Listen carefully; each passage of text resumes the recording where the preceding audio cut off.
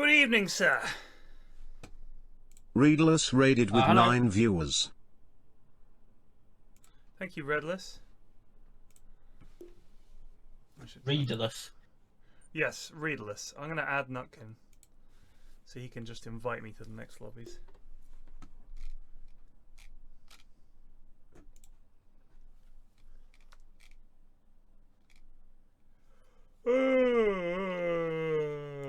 How have you been?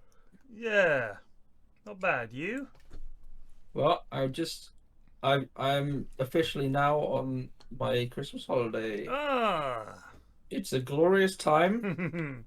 I don't have many things to worry about anymore, which is good. I just finished. I had 2 exams today. Good God. The first one was pretty good, and the second one was not as good. Oh dear. But we take the dubs and we take the L's. It wasn't like bad. It's just I felt like I didn't know what the hell I was doing for most of it. I wrote a lot, but I had no idea what I was doing.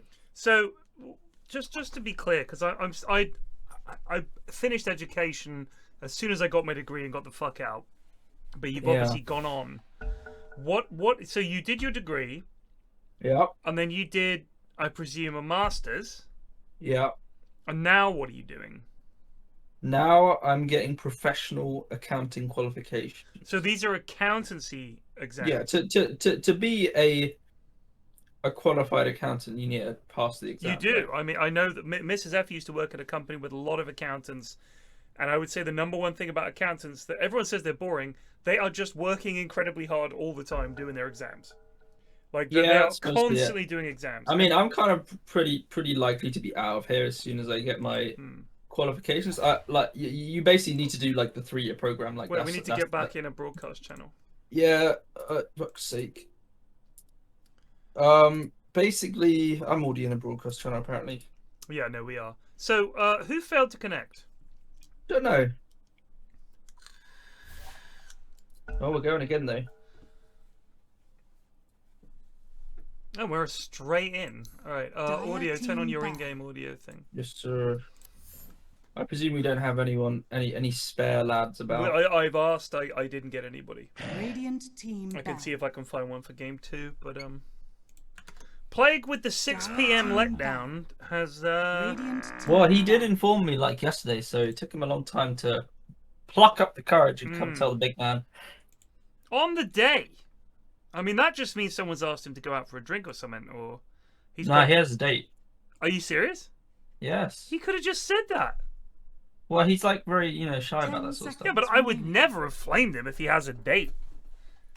That whole bros before hoes thing can fuck off. Absolutely ludicrous. The only people who say that are the ones who never have a date. I guarantee you. Well, bros before hoes, baby. Never. Radiant team pick. Never in a million years. I mean, I would definitely say hoes before bros simply because the hoes come around not very often. Exactly. You can see your mates all the fucking time. In fact, I had this conversation with some friends of mine. The only occasion I think it would be not okay to go hoes before bros.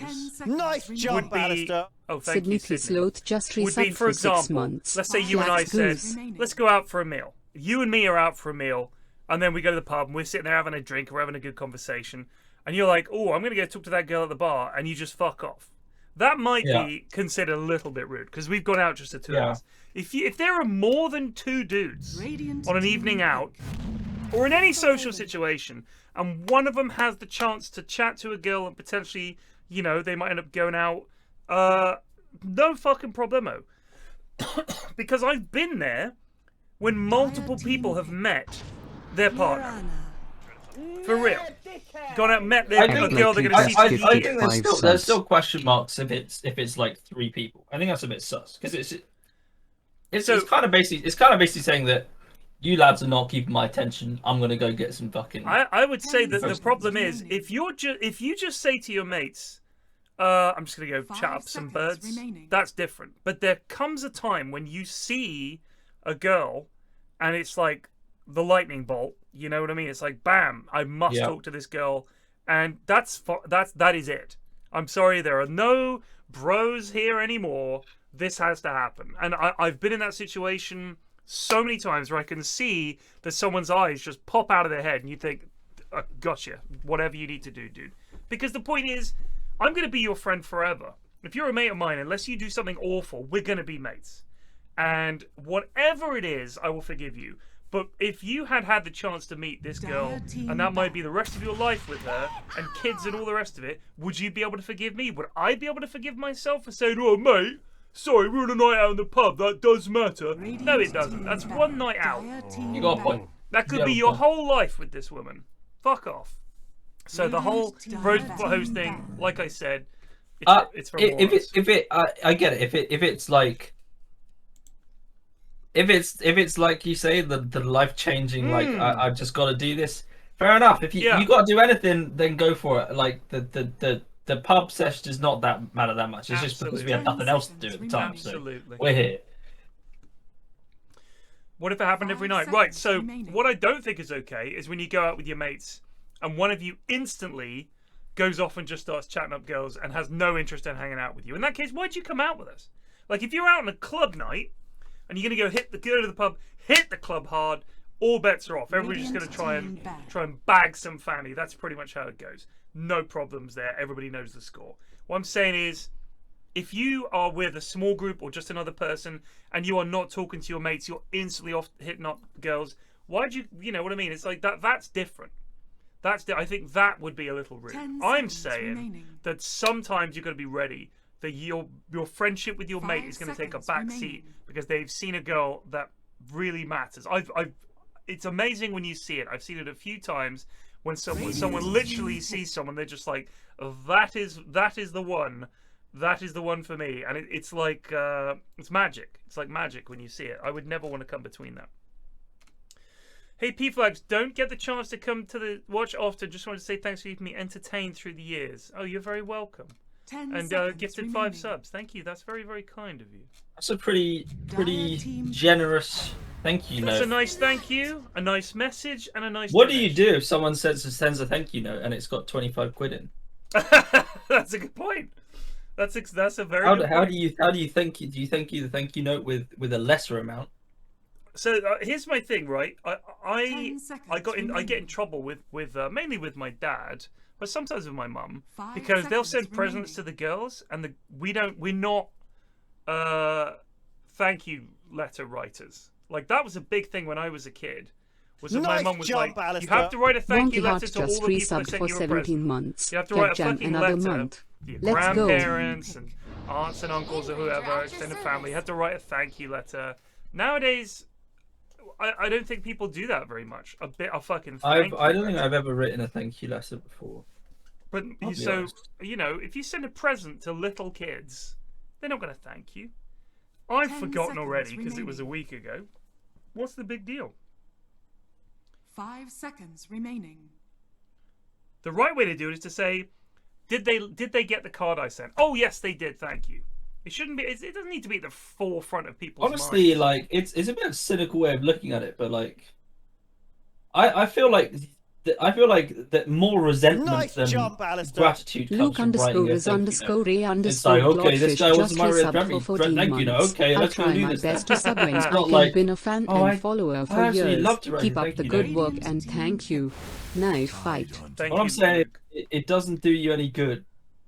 I just think it's very old-fashioned and unnecessary. Look at this. Tide, Wendy, Snap, Witch. So who is Womborl? A noob? I have no idea. Bird rings a bell. I believe Bird has played. You know Bird, mate. How many siders have you had? 2. 5 seconds remaining. Well, clearly it's getting to you. Well, who is? I mean, Bird. I haven't seen him in the in-houses. I haven't seen him in the in-houses in a while. Well, I mean, we haven't been watching the in-houses for a while, no? Or we watched it. We're doing them every week. Well, I mean, you're away for a while. I was away for 1 week. I missed 1 week.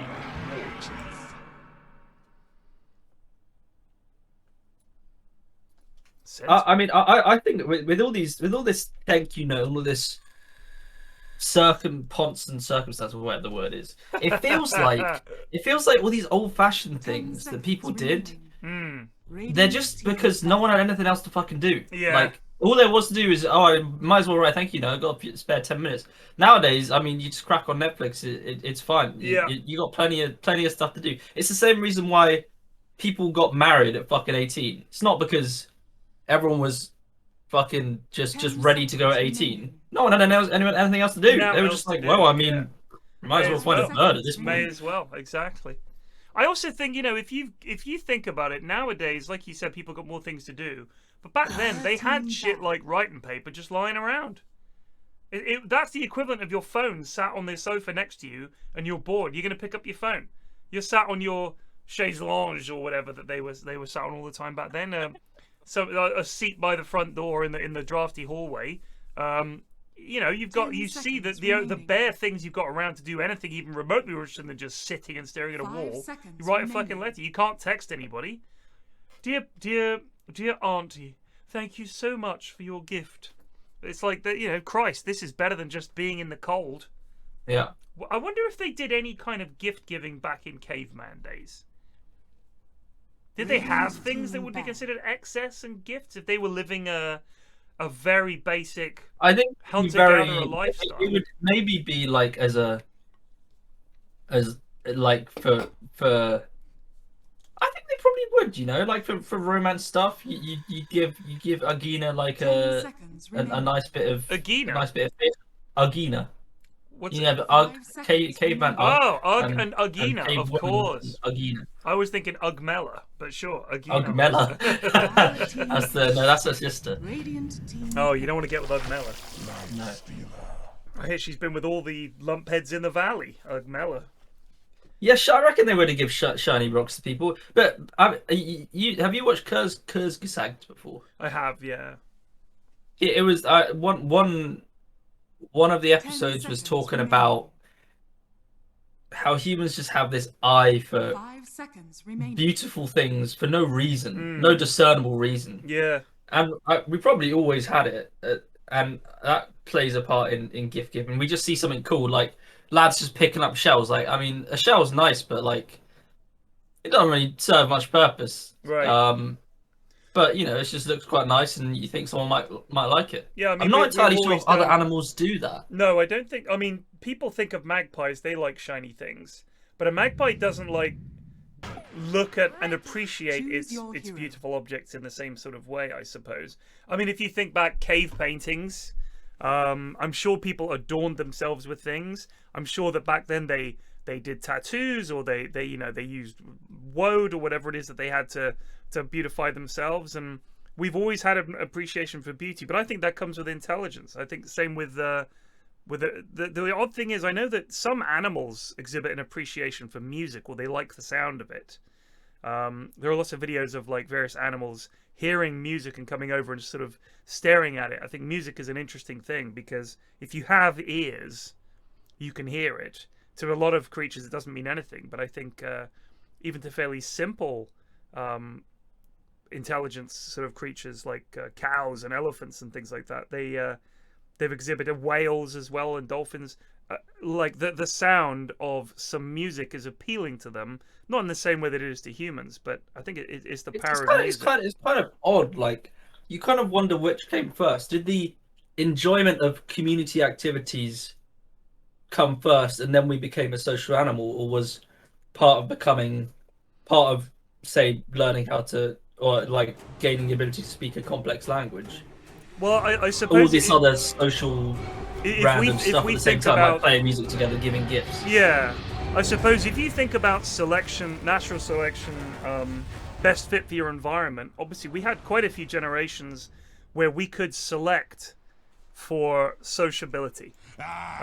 So unless you had something wrong with you, people who were innately less sociable, less likely to be well thought of in their community, would be less likely potentially to have a baby. So overall, humans are pretty wank animals. No, we're amazing animals. What are you talking about? As in we're amazing animals when we have all of our tools and we're in a community. That, I mean, we're like nothing. But nothing tops us then. But as strength. That exactly. Yeah, but that's what I'm saying about the lad who is like a bit of a douche. Yeah. He's the lad who gets like cast out or like no one wants to hang with him. He That goes lives in becomes the the woods less and gets common eaten by a trait. bear. Yeah, that becomes the less common trait. The people who are more thoughtful, think of their compadres, are more likely to stay in the 30 group seconds to and go. have children, whereas the ones who were assholes from the get-go, we booted them out. Or they, people didn't like them, they were shunned. Maybe they just fucking crept off and left them behind when they moved on. Who's to say? But I certainly think that there is definitely something to be said, that there is an innate... I mean, for instance, they say that solitary confinement is one of the worst imprisonments because we're just not meant to be alone. Yeah, we're not ready to be alone. And that's probably like I reckon humans from Oh! that's Nice a great shackle. shackle. I don't think they're going to kill Tide. They might get Heretic. Heretic is Oh, the hammer just missed. molto low. Oh, they're gonna go. I don't. Labs fancies I it. feel like maybe they would have done better if they had the tree net thing. I can't remember what we were talking about. We were talking about sociability and selection for. I know I had a banger of a point, but it's bloody gone now. Is it mid hoodwink? I believe it is. It is. I think about evolution and natural selection a lot because it's so fascinating. I do wonder. Obviously, it's it's based on random mutations that lead to potentially a benefit. So, when you think about how some people are taller than their parents, it's not like we're exact copies, is it? And occasionally you're going to get mutations or alterations where one thing is slightly more than it's the previous generation just by random chance, and occasionally that will lead to a benefit that means that you're more likely to have children, even marginally. But there might well have been. I mean, it's not all random. There is some environmental factor to inheriting genes, and how you grow is definitely down to some level of the environment you're in. In what way? In that I'm pretty sure that your the things that happen in your life can sort of affect your gene makeup. Really? So it's not necessarily entirely random. There's a lot of random stuff that goes into it, but environmental factors do play a part as well. I didn't think that my life would be able to affect my DNA.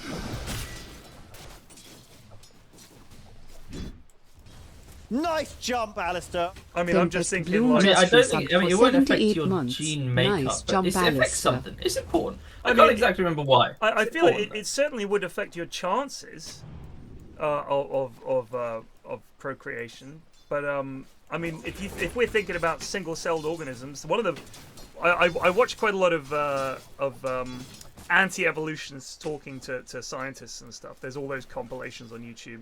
And one of the ones that you often get is them asking, how could an eyeball evolve from a tentacle? That's quite a big one. As if that's a very popular talking point with the religious, is the idea that at one point it was just all tentacles, and then at some point one of them evolved into an eyeball. How could that happen? And it's a very good question. Who was a tentacle? No, just like an eyeball came out of nothing. How did you get an eyeball out of nothing? Right. Because in their mind, it only works if it's a complete eyeball. Otherwise, it's just nothing. So therefore, it must have gone from some kind of little tentacle into an eyeball. I was asked this question. Have they seen animals before? I don't think they have. That's the thing. A lot of it is born of ignorance. But I was at a bus stop one time, waiting for a bus, and there was a guy there, and he came up to me and he said, "Do you believe in God?" And I was like, "No." And he said, "Why not?" I said, "Well, I just think it's a load of bollocks." He said, "Well, do you believe in evolution?" I was like, "Yeah, I do." But we sort of chatted about it. This was about 35 years ago. I was maybe 33 years ago. I was quite a young lad. He says, "Well, just answer me this: how could an eyeball evolve from a tentacle?" And I was like, "I don't know if it did." And we sort of talked about it a bit. It is still I don't know if point. it did. Yeah, it is still a talk. Well, he just kept I mean, talking. there's the problem, isn't it? He was like, "Well, exactly, mate." But yeah, so we talked about it. But I've in an odd way that really stuck with me because it's such a weird question. But I've noticed a lot of other people use it as well. How did an eyeball evolve from a tentacle? And I haven't heard that one specifically before. Yeah. I mean, I've heard the stuff about, you know, people thinking that at one point a chimp fucking like had a human as a baby or whatever. Right. They don't see don't gradual understand change. it, yeah. I mean, but I think that's pretty much... Oh, wow, nice catch. I don't think they can get Zalapa here. That was a classic Goon rotation. Level 2 rotation with no warning, because Clavs was not ready for that at all. Zalapa's really getting his ass handed to him here, I think. Although Hoodwink has CS. less last hits, it feels like Zalapa's... He was behind on levels somehow. Hoodwink does have 9 denies. He is ahead on last hits, but I don't know, it feels like he's... It feels like Hoodwink's doing better. I don't know how to put my finger on it.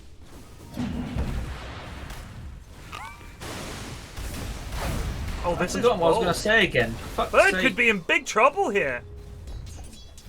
Bird very in trouble. Where's Hoodwink? Oh, I reckon she could have gone for the kill there. Oh, the hammer! Heretic! What so was the bad. reaction there? Oh, it's like the lads are playing with like 300 FPS just all the time. How did a heretic evolve out of a functioning human being? Well, that's a dead grumpy nerd, I would wager. It's only level 1 Maledict. I think he's right. He's got Oh, he really is healthy alright. It is stuff. only level 1. Oh my god, he's maxing Paralyzing Cask before Maledict! One Ball, welcome to the in-houses. You will fit right in here, my friend. Well, one ball, definitely a name which doesn't inspire confidence, especially when it's all lowercase. The entire lowercase is definitely a sign of bad things to come. Very Bootsian. Yeah, it's like they just couldn't even be bothered. Or they haven't figured out how the caps lock works yet. Or shift key. Oh, I can't push 2 buttons at once. Yeah, I think evolution is a fascinating subject because obviously one of the other things you see is that it's not repeatable, or like that's an argument against it, is that all science has to be repeatable and observable. So therefore the theory's out the window, and they always say there's no evidence. That's a popular one. I don't know where that came from. We didn't just come up with this. You know what I mean? This wasn't something people went, oh, you know what I reckon, right?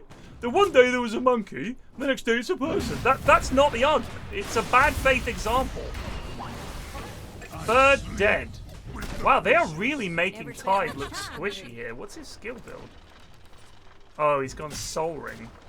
Soul Ring and Sage's max smash. Yeah, maxing the smash. All right. Well. He's definitely. It's a quite strong lane they got to. But yeah. On the subject of eyes, it's pretty interesting to just think about how an eye comes about. I mean, it's not illogical, but it's just pretty crazy. My assumption was you start off with a cluster, like just one cell that can vaguely detect the difference between something light and something dark. Yeah, it's just light that sensitive cells, and that gave it some kind of advantage.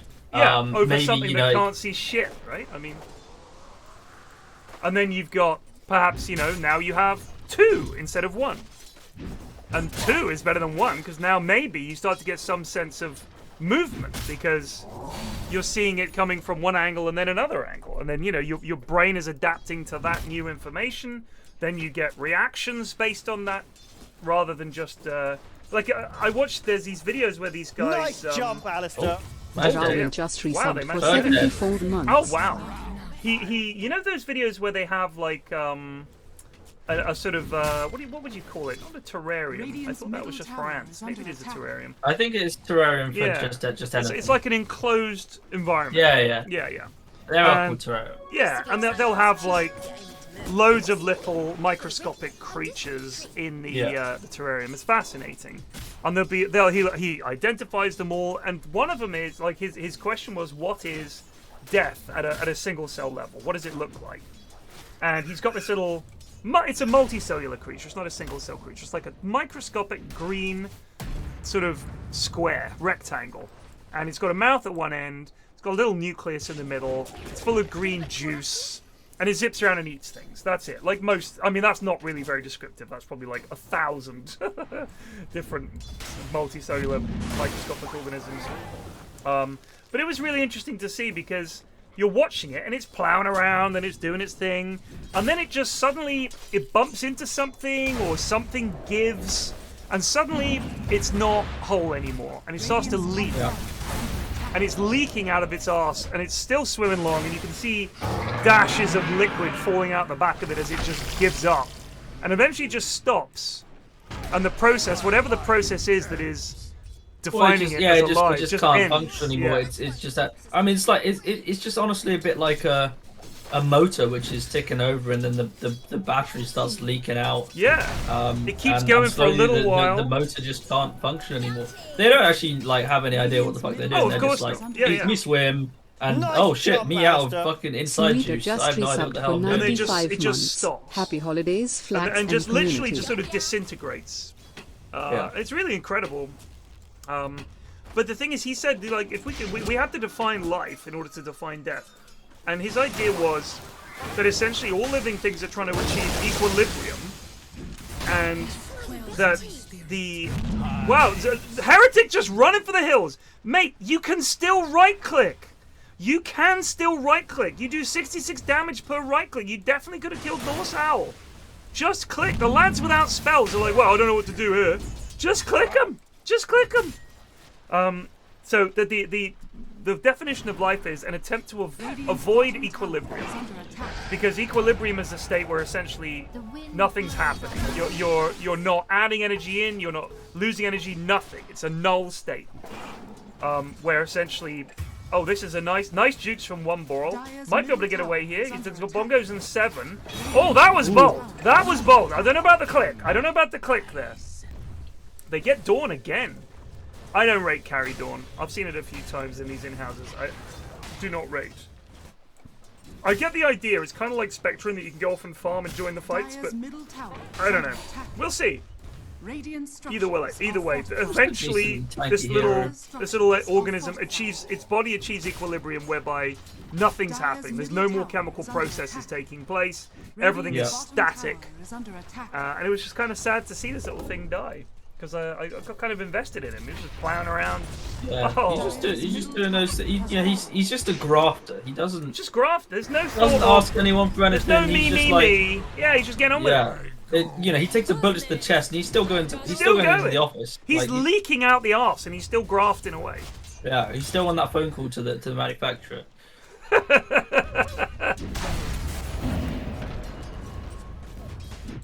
I mean, the way I quite liked it that Kurzgesagt, sorry to bring it back to them again, but I thought it was quite a nice way of thinking about it. Was living things are on like an escalator, which is constantly going down, and you're walking up it. Right. And if you don't keep up with the escalator, it plops you off at the bottom or whatever. And the bottom is death. And the bottom is L. You can't get back on it. Your constant mission is just walking up the escalator against the flow of basically the laws of physics trying to make you not what you are. I like that. That's good. Big fight top. They do go invisible. Oh. He's gonna go for it. He missed it. Oh, a nice miss there. They got him Crab anyway. is in danger. Centaur. Wormball is the one in danger. That's a great stomp.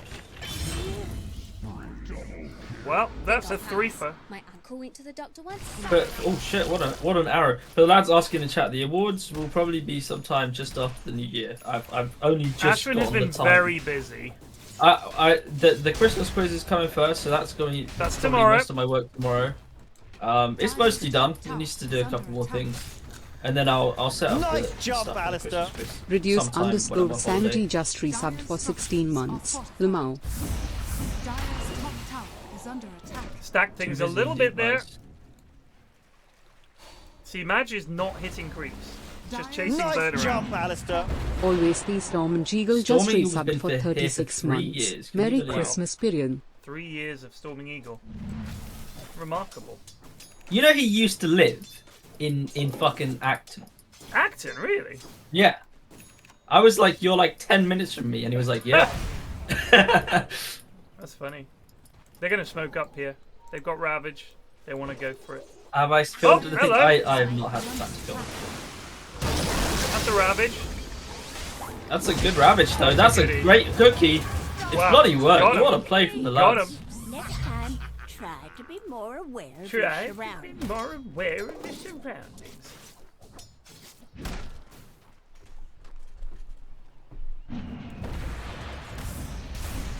I don't think Ashwin's filmed anything for this one. No, I mean It's those just a movie quiz. rounds that I made last time probably took a lot of my waking hours during December. So I don't have like that sort of time. He's a busy boy now. He's not just a bloody student now. He's a working man. Yeah, I do still have some pretty neat rounds in there. It's just that they're just less taxing on myself. And also Lloyd and Bowler have done some rounds. So it's all a group effort. I do want to get back and make a Goon challenge because they are pretty fun to make. Especially the last one I made where I made you lads play the weakest link and shit like that. I love the chaos. I might do a quiz, you know. I think it might be quite fun. What would your style be? Are you a Paxman or are you a Richard Osman? No, I think the key is I know that one of the big movements there was a friend of mine did oh dear. A friend of mine did oh, that's a nice nice nose out. That's nice. That's great play. A friend of mine coming. Bird is in trouble here, as is Heretic. Heretic's away. Oh, there's the door. I gotta get that. Okay. Oh, he gets away! I don't exactly know what Ted is looking at, so try and cast whatever he's looking at. He's just looking at the ground. A friend of mine did pub quizzes in London, and as soon as the smartphone became a thing, the life of what is the capital of so and so died. That was not a thing anymore. That is a hopeless. I mean, why are you telling? I mean, if there's a prize on offer, I guess there's some sort of self-interest. It's money. But if it's just for they're always for money. They're always for money. Like you all buy in, and then everybody has to put a tenner in or whatever, and the winning team gets essentially a free evening at the pub. So people cheat, and like I've said before, people will just cheat. Some people just cheat.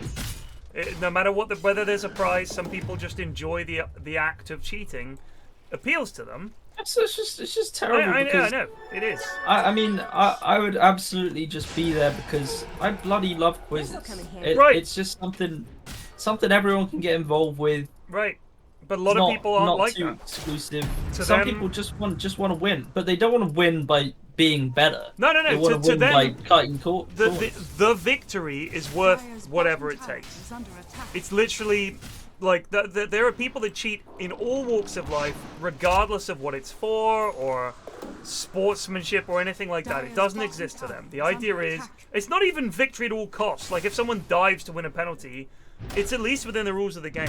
To them, the victory is just the defeat of your opponent, regardless.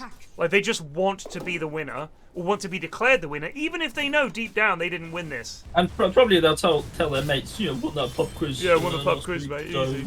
I looked up from up my fucking phone. Well, hey, like it doesn't matter. It's not important to them how they achieve the dub. So people will go to these pub quizzes, and especially some of them are like 20 quid buy-in or whatever.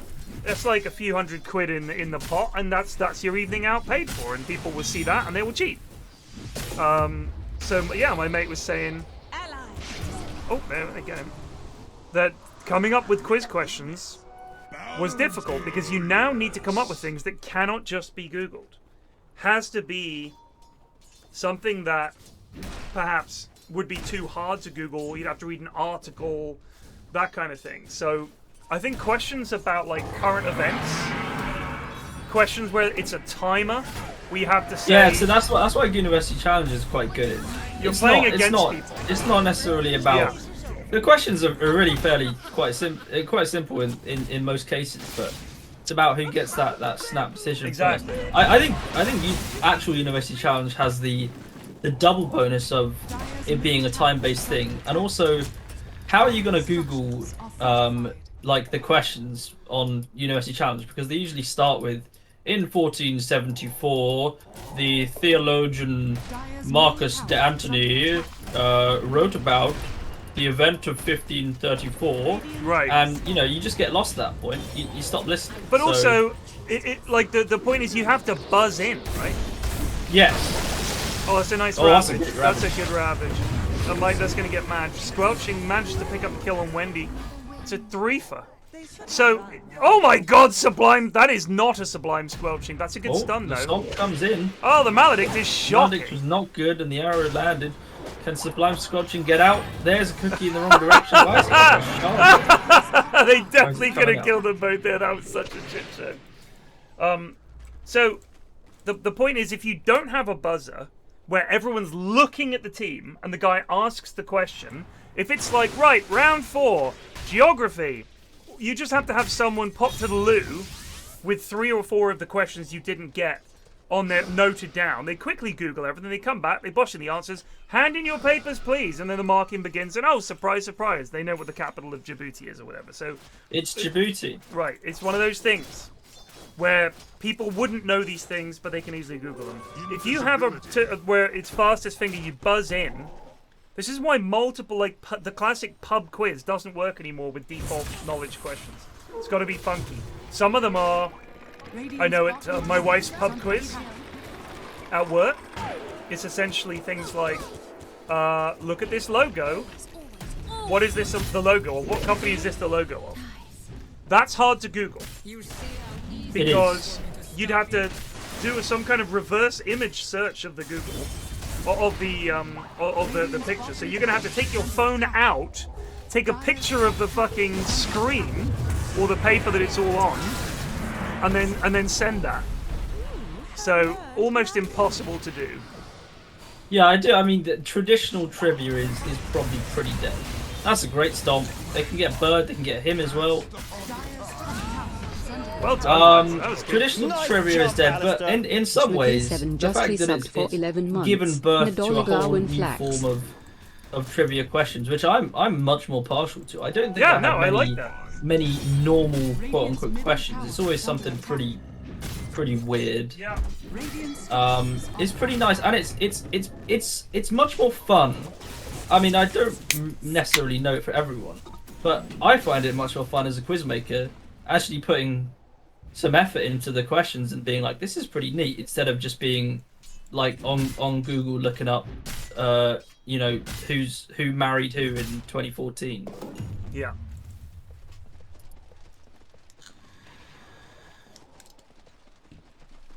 DJ Mike, I don't speak Welsh. I know that we've got a Welsh influence on the Discord and in the chat who seem to have managed to supplant my native tongue with Welsh for daily greetings and various other things. I don't know what you just said. You could have called me a big, fat, bold arsehole. I have no idea. I think it's good evening. Well, I don't know that. Do you know that? I don't know that, but I'm guessing by context. I feel like I've seen Nado Lig before. It doesn't seem. It says Happy Christmas. There It says you go. Happy Christmas. That's the same as good evening. It's not. It's different. You only say it once a year. Well, I mean, there is an evening on Christmas, correct? I'm sorry, but that reasoning is extremely. I'm extremely skeptical of your logic there. Well, I don't make the rules. This is trouble for North South. Yeah. He's dead. Oh, That's a great shackle. El Shackle Areno. Oh, and the goop on top of the stomps and the stuns and the ravages. Everyone's dead. That's 4 dead. The big Rama, turnaround. the only escapee. NextWhiteDeath Da is good evening. Yeah. Hey, we didn't make you speak English. Actually, we probably did. Yeah. We no, definitely sure made we you did. speak English, so you're gonna enjoy it. Yeah. Enjoy. What's the sort of the percentage of people in Wales at the moment that are like Celtic? What primary language as Ethnicity. well? No, as in like their like their gene, their DNA ethnicity is like traditional Celtic lads. I don't know what the word is, but you know how like you'll probably they're be coming a bit in! of, Oh, he Road killed Jam! Mad Stealer! He Oh, gets the yes, Aegis! no. What a steal from Mad! That was insane! That was a great move. Clip it! Gotta say.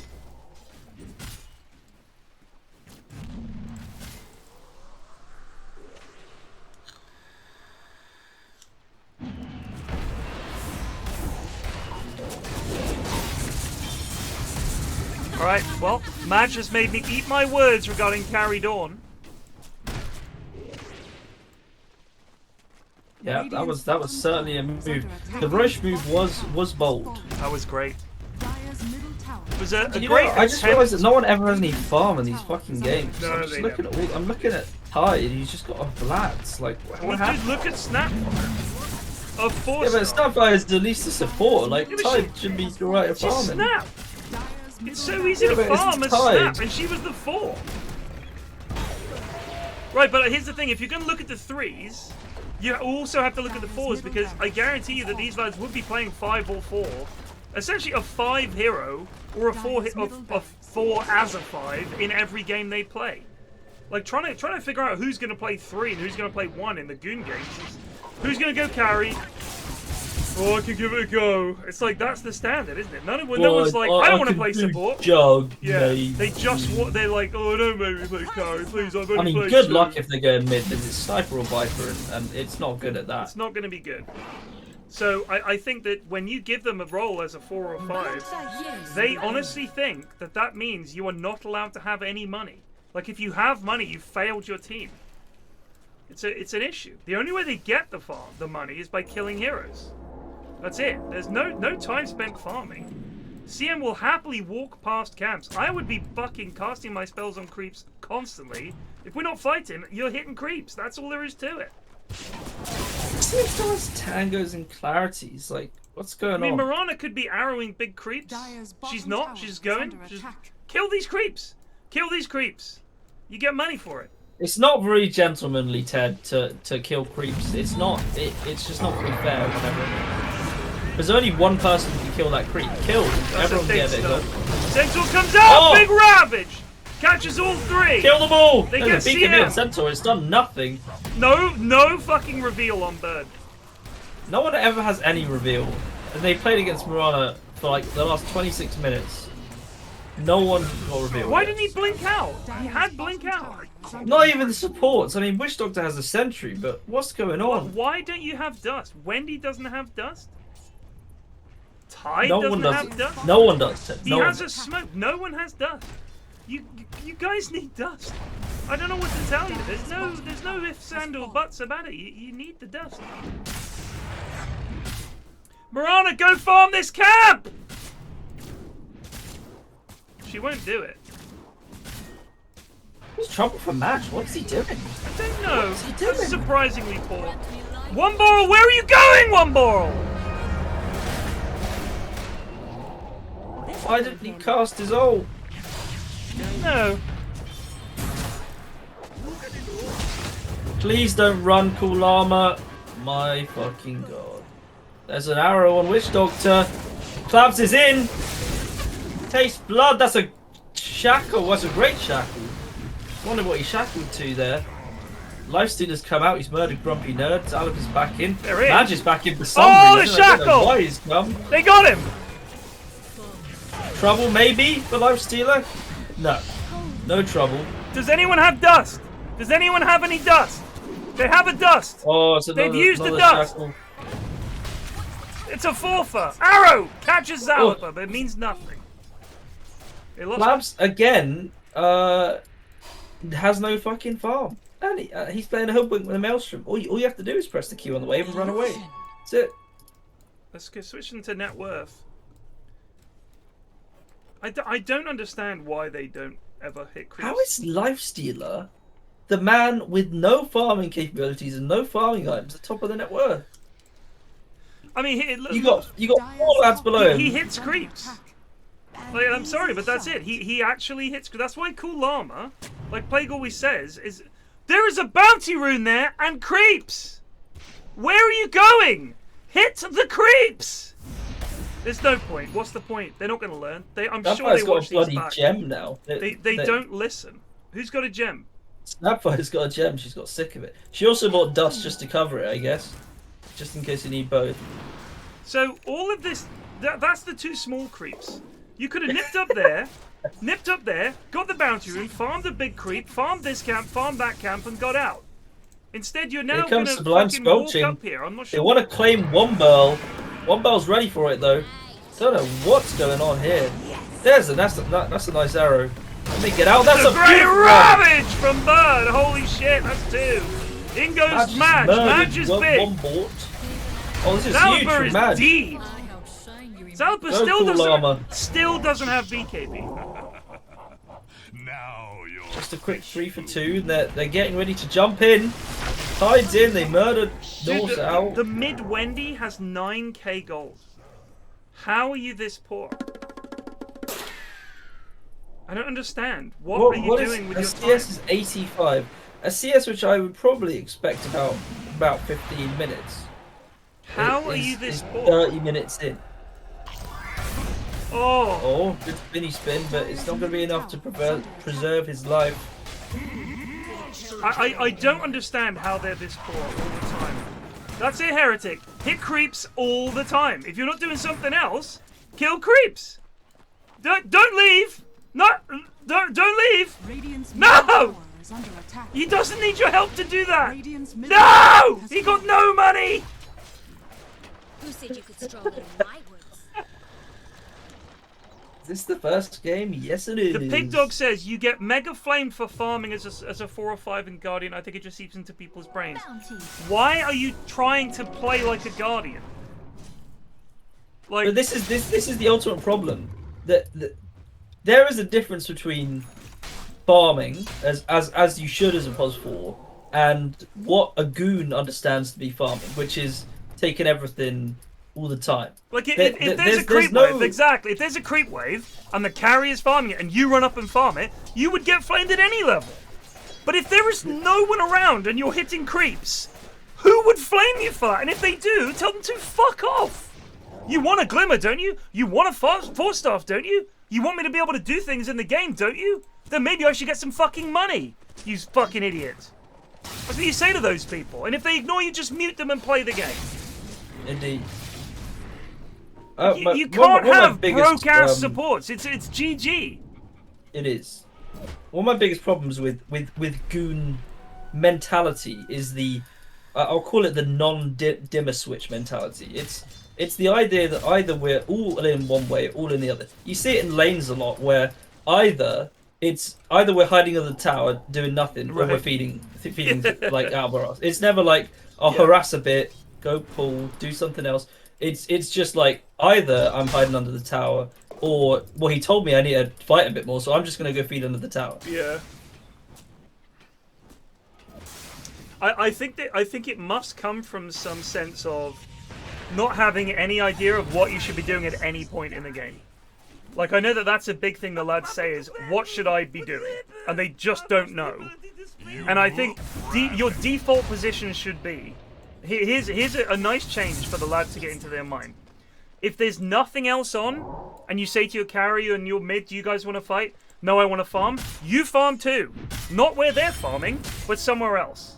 So I know that if you watch the really good teams, one of the things they'll do is, if there's a lane that needs to be pushed out, you could send the carry down there. But bear in mind, the good players will say, they're going to come and push this lane out. We should wait for someone here. If you, as a support, go down there and push the lane out, and they fucking 4 of them are smoke ganked and they kill you, that's a win. You pushed the lane out a bit, and you wasted their time, and the carry and the mid didn't die. Well done. As a 4 or 5, tanking a smoke gank and pushing out a wave, huge, huge. Because it doesn't matter if you die. It really doesn't. They're not going to win the game because the fucking CM died. But just think about making money. Because look how fucking poor the lads are, like, all the time.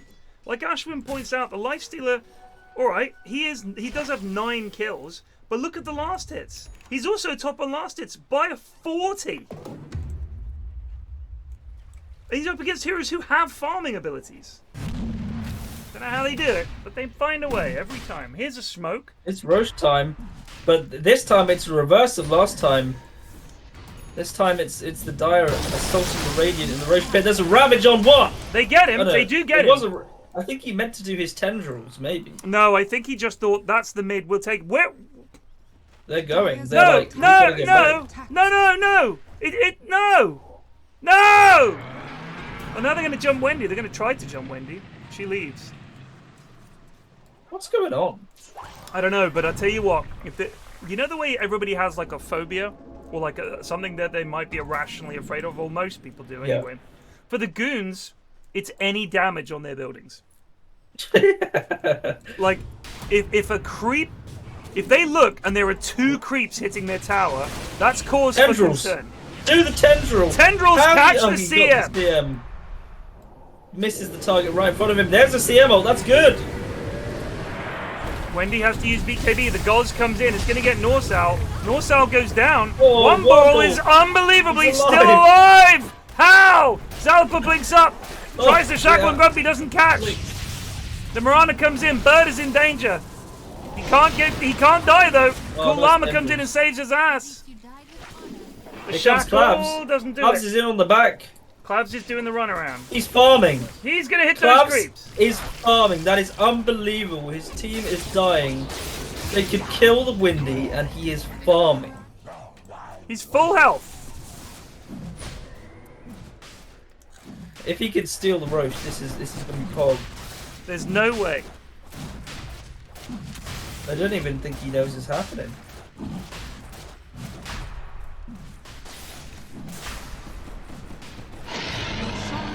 It's confirmed Roche now. It's a pretty tight game. Well, the graph says that it's 57-43. Survey says in favor of Radiant. 57. Our survey says, have you ever watched the American version of that with Steve Harvey? Yeah, I mean that's the one I'm more familiar with on YouTube. I used to watch the Les Dennis family fortunes in the UK back in the day. Yeah. It was on like Challenge or whatever. Yeah. Channel. But yeah, they're family feuds, right? They do. It's Family Feud, yeah. Which is a very American concept, the feud. Yeah. Even though feudalism, not anything to do with America. Dire's bottom tower is under attack. How would I suggest finding friends to play Dota with? Well, my friend, there is a little Discord called the PFlax Discord. Free advertising there. If you join, if you subscribe, you get on the Discord, and as long as you're subscribed, you may remain on the Discord. And there are people playing with complete goobs all the time. For evidence of that, there are 10 of them in this game. The prize is We've got Scene Bean in chat.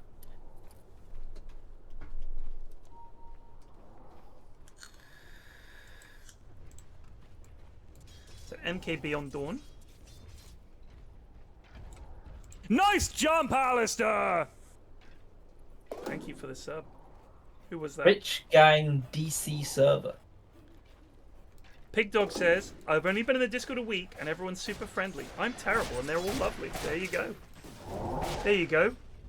That's your, that's like Nice the Subway guy, jump, Jared, Alistair. whatever his name is. Scary but not Armadillo annoyed. just resubbed for 11 Subway months. guy. 10 months. Oh, it's a beautiful rabbit! They just walked Where's the into tendrils? that Oh, it's a shit! triple Oh! tendrils! Are you serious? What? They Cool paused Llama. it. It was Live such a cool stealer. play that Llama was Llama's out. He was computer like, crashed. I'm the only one who's allowed to be cool here. Grumpy Nerd is typically very grumpy about what's happening. How do you get an invite? Nice jump, Alistair. Is he Del doing Ronaldo just resubbed for 92 months. I'm subbed. Pay How do I for get an invite? 0.99 It a should month just- and you should just Flax look on will your have his goons connections treat you in- like in trash, as that is the Discord. traditional Dota friend settings. experience. Hold on, sorry. Someone gave a very long sub message that I missed. Ronaldo says, pay $4.99 a month and Flax will have his goons treat you like trash, as that's traditional Dota friend experience. That's not true, because I'm the only one that really plays with the goons. The lads don't. The lads play regular Dota and flame everyone else, but you don't have to play with them. Dota for new goons is literally a channel where you go in and say, I am terrible at Nice Dota jump, and I'd like Alistair. to play. Can I play? Rutial just And you resubbed can. for 18 months. Space Mom on Spotify when? Listen, Mums in Space is a Hat Films production, feat Pyrion Flax. I am definitely not the person. Is to this ask. like the Uptown Funk by Mark Ronson featuring Bruno Mars? Exactly. Where everyone just thought it was Bruno Mars's. But it was exactly. Mark. It was Mark in the background. Exactly right. So, I mean, I had the initial riff, if you like, the melody, but all of the work was them. The lyrics, everything. So we were all co-writers of that classic. I've got to say that Sublime Squelching is actually putting a decent shift. It's just the rest of his team is just a bit shit. Yeah, this is getting away from them. Is under attack. I think one issue is that essentially Lifestealer can rage through Dawn's combo, right? Yeah. And being a strength hero, he doesn't mind going toe-to-toe with her. And Llama is also the most farmed lad in the game, so pretty scary. He's also getting a BKB, interestingly.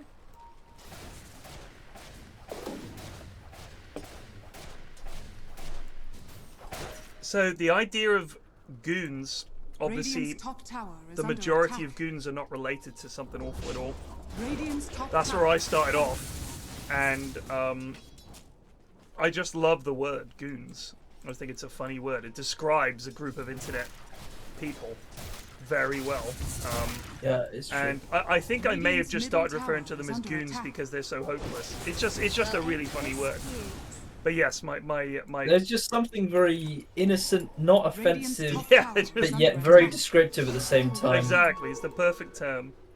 So the way it originally started on Something Awful, for anyone that doesn't know, which was a forum that most of the internet that you know and love got its start on SA, right? It was genuinely a groundbreaking place. A ton of people who went on to be comedy writers or like famous Twitter accounts or like all these early memes and all the rest of it started off on Something Awful. Like it was absolutely the place to be on the internet. They made fun of all the right people. Nice jump, Alistair. I mean, it's lost a lot of its just influence. resubbed for 52 months. But it's a Hail, very, Pyrion. very, very... It was a foundation for what we consider the modern internet now. In a lot of the language, the way people post and stuff like that. But bear in mind, it was a forum. So it was different. A hatred of Reddit. A distrust of all grifters like, you know, Bitcoin and shit like that. Like NFTs and things like that. The exact kind of thing that the goons would have trolled back in the day. Unfortunately, Lotax, who was the creator of Something Awful, turned out to be a complete piece of shit. But let that not diminish what Something Awful was about. Which Here they come. Oh, here we go. Oh, that's a great arrow. That might have saved well. them. Don't force nothing in, my god. That might not have been the play. They've lost CM for that. Grumpy is gonna die. Where is the detection? Where is it? You've got so much detection, worm ball or whatever. He has a dust. He just didn't use it. Any of the buttons you can press, and now the tide is just here. I don't know if that's the target. I'll be honest with you. In goes the ult from Wish Doctor. Match goes down. One ball is just fucking owning them. Oh my god, they're gonna get him. They're gonna get him. He does die in the end. Grumpy's trying to do some work here. Doesn't have a heart yet, but he is still very tanky. If only he could scythe the centaur with like his scythe. Sublime Squelching, full health, almost full mana, surviving here. I do think a fucking Aeon Disc is not the pickup here for Mirana. You are the one who is not dying. You do not need an Aeon Disc. You've in fact died less than anyone else in your team. Do not get an Aeon Disc. I beg you. I double beg you. You know what he should get. Mirana is one of these pretty odd heroes where if you're losing the game, it feels just fucking awful. What does it actually give you? Just go a bit invisible every now and then. You can maybe get the old passing arrow, which can set up something nice, but Norsal is stream sniping. Is actually hitting creeps. Remarkable. Go do it again. Go. Where you going? Go do it again. Where are you going? Let's watch and see what Norsal has done instead of getting any money. Yeah. This looks like a good use of time. Yeah, just go back to base, mate. Well, I need to go pick up my Ghost Scepter, don't I? Here he comes. Just gonna watch. Let's just see where the goon takes us. It's a bit like Brownie in motion, really.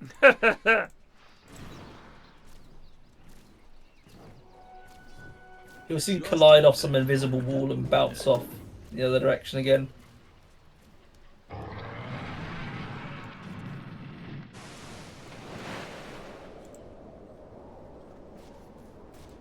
Clabs is kind of stuck here. Oh! What? What? Farm is happening. What? North Owl is farming. He farmed a camp. They're still hunting Clavs down here, I think. Babs is away. This is what I love about Hoodwink, just being an absolute bell end. Oh, everyone's busy looking for you. You're just jacking off in the woods. Yep. It's a hell of a game one. Very close. Yep.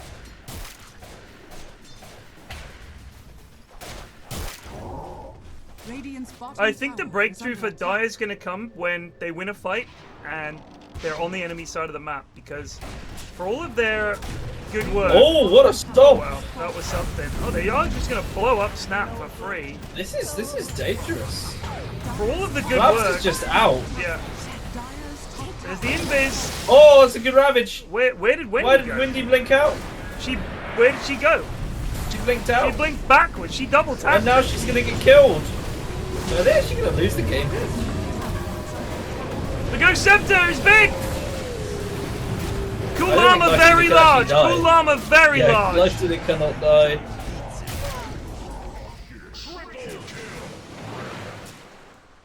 I don't know what universe they got Glycerine in. Seems pretty rough. I don't think he's killable at this point. Because I think they would need something like oddly enough, a Wendy Shackle with damage, maybe. Chronosphere, something like that. You might be able to get him, but he's 15, 2, and 11. Cool Llama don't give a hoot. Not with the stuns they have at the moment. They just don't have it. And they don't have any like silences or anything, which is usually pretty handy against Life Stealer. He's got a BKB already though, so. I mean, I feel like a Hex would be pretty good on someone. I mean, Wendy at this point in the game, I'm not being funny, but at 44 minutes, I don't think a Hex is beyond Wendy. I really don't. I think that's the kind of thing you might need. Don't get a Strength Blink. I think a Hex would be decent. You blink Hex the Lifestealer, then you ult him, and then you shackle him, and maybe you got a chance. Because Clavs does a lot of fucking damage. Windrunner or Hoodwink? Sorry, the Hoodwink. The Hoodwink. A Hex is not beyond the ken of man. I think it's something that they need to think about. Wendy also could get a Hex. They don't need it. Alright. But yes. They got plenty of it. I'm getting befuddled. This chip damage is something. Yeah, this is what Hoodwink's all about. They're both arrowy types. I get confused. They got very similar spells. They both got a parachuting one. They both got a runny spell. They both got a shackly spell. Yeah, they're quite similar heroes. Slack should make a lore video about how Hoodwink is just Windy in a squirrel costume.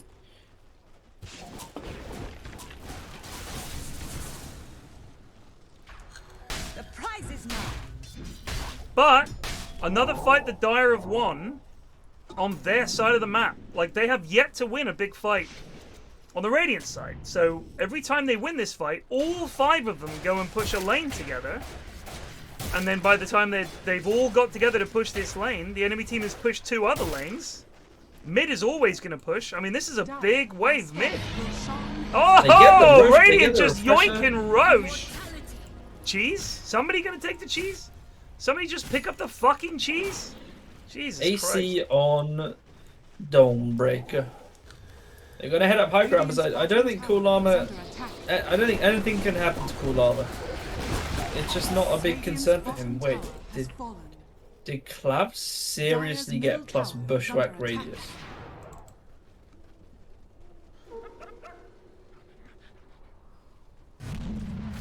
That is a gamma level boo-boo. Yeah. Because the right click is like, that's the whole point of He's the built his fucking build around the right click. He's getting Bushwhack Radius. I mean, what a... Maybe Bushwhack. never How is got that to even a level 25 25 talent? Who made that? So the Acorn shot fires your attack with an Acorn at the target unit. The Acorn bounces to the nearby target, slowing them and dealing a percentage of Hoodwink's attack with bonus damage. So it's 75% of your base damage with a bonus damage of 125. with the extra bounce, with the extra charges, not bounces, the extra charges, you now have 3 acorn shots in a fight. The Aegis has already been used. The Ravage on 2. Oh, and the refresh second Ravage! was needed. Bang on top! Oh my god, Clavs, look out. But another fight on Dire's side of the map. All the lanes are pushed in favor of Radiant. Heretic has a fucking hex.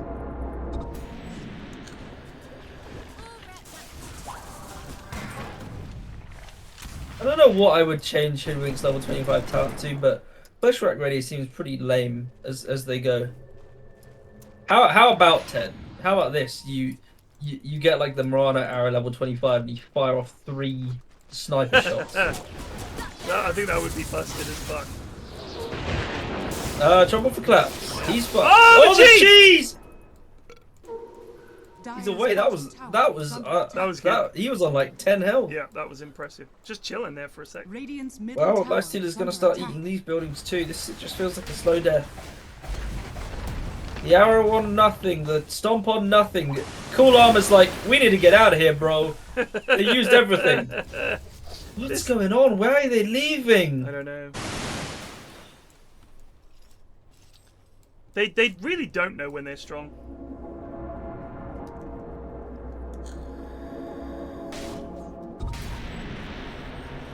Bounty. I don't think Cool Llama understands that the Lifestealer is essentially unkillable at this point. Like, it would take a miracle. Because they've got Refresh Ravage. So... Oh, Clab's in trouble. Clab's is... Oh, he's away. Jesus. Woo. He is wasting so much time here. He is wasting so much time. Yep. I mean, all they did was get a little chip damage on the tier 3, and the lanes are still pushed. I think they have to go for it at some point. They got Ravage, they got Refresh Ravage in 40. Wait for that. Just chill in the jungle for 45 seconds and then go, and you can probably end. Have you seen Clab's travel stuff recently, by the way? What do you mean? Is in the places, the amount of traveling he's done. He's like, he claims he has like some special thing going on with the airline or whatever, where he can like kind of get flights whenever he wants, like for a cheap price. I'm convinced he's just some sort of international playboy, perhaps. But he literally, like, every day he's somewhere different. Like he like fucking. I reckon it must be he just. And it's just on a whim. He just but he's he always just flies. playing Dotes. Like, I can't He just believe flies it. to it, then he flies to America, then he flies across America, then he flies back to the UK. Is he some He's just Richie crazy. Rich or what? Like, what's the deal? I'm not sure. If he is, where are the fucking donos, Clav? I think his version is that he's got, like, his mate works for an airline or something, and if you're like a pilot or something like that, you can get like last minute seats on flights for pretty cheap or something like that. So he just you don't want to just fucking go anywhere. I mean, I'm just going to go to America. He's playing Dotes all the time. Fight! Trouble for Mr. Dot. The Ravage, Ravage comes is in. on not the Ghost much. comes Just... in. Oh my god, the Ghost is good. supports. No! They do get the Dot. They're on the run now. Oh. Buyback on CM. If you are channeling your ult as CM, can you TP in? Can you start channeling your ult and TP to the shrine and your ult will still be going? I don't think so. I would say no, because they're both like channels, but allows you to move, cast, and attack during freezing field. Maybe you could. I guess it's not a channel, is it? If you're freezing fielding and you're running about, it becomes just a regular thing. Someone test it in the test, please. Dawn is That would back be here. a pretty badass exit. Match is gonna die to Wendy. Match dead. Madge trying to do. Ravage catches 2. Madge is back in. Buys back in. Ults in. Can they kill Llama? I don't believe they can. They have the got arrow. snap. You don't need to ATOS an arrow target. Nice jump, Alistair. A Limshed just resubbed for Trouble. 3 months. They get a This is a few. not so game 1. Cool Llama is probably the most terrified man that there's ever been. This is shades of Epic Doom. Yeah. Oh, I don't want to be reminded of Epic Doom. That was bloody awful. They've got 3 here. That was a disaster. Why are they hammering down mid? I think you could maybe get some work done top. I guess they're going to push the creeps mid and then go top. Grumpy's pretty big, but still no heart. I mean, it's just pure cowardice. I mean, you've got games to win. It'll be like you know, you're playing Mario. You boot up world 1.1. Mario sees the first Goomba and just pops back in the fucking pipe.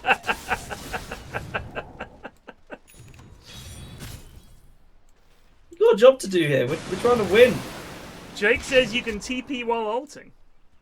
Very interesting. I don't know how much use that's going to get, but Just saying, there's a big fight at the shrine. You start ulting, you TP in on top of the shrine. I'd like I'm to sure. see. I think the ult might be down by the time you finish. No, your it lasts a TP. good amount of time. Yeah, but it's shrine TP 6 seconds. You only have 4 seconds left. You're freezing field. It's 10 seconds. Alright, so maybe not the shrine. Can you? You can blink while doing it. Yeah. Oh, Oh, trouble. Maybe for the Madge. If only they had like open wounds or something like that. does he not have the shard? He's got the shard. But the thing is, he's got the whole BKB thing while doing the Bing Bang Bosh, right? So he could always get away Yep. from that.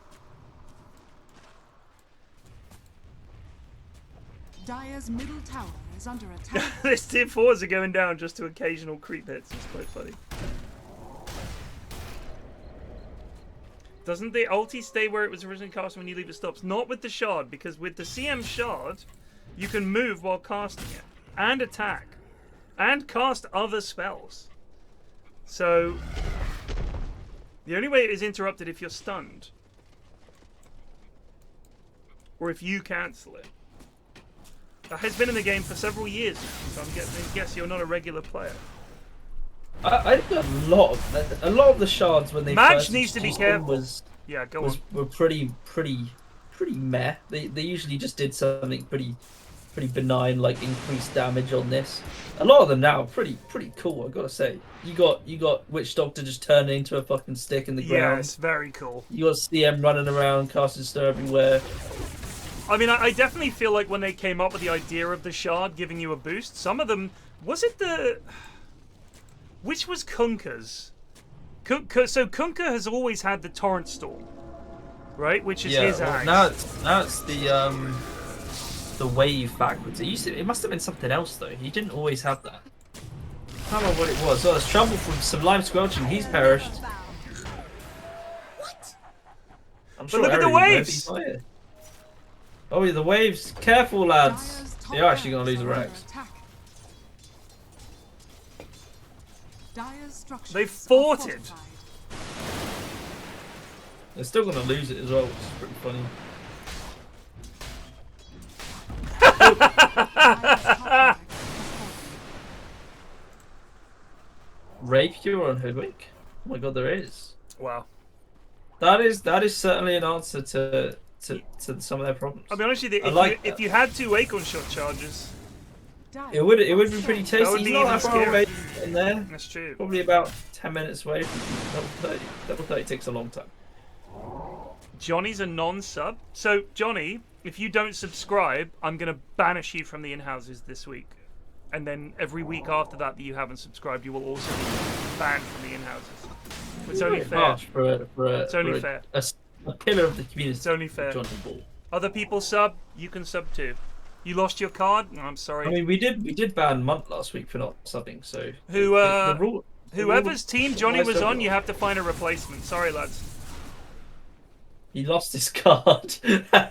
Johnny's out this week. You know that reminds me of that. Who was that guy who like convinced everyone? He like betting problems. He was like a Twitch streamer. He had betting problems and he like convinced like a load of people to give him money. I can't remember his name now, but oh shit. This is a very, very tenuous moment.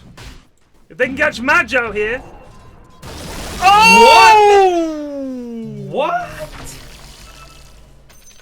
Lifestealer's just TPing back. He's had enough. You look rabid.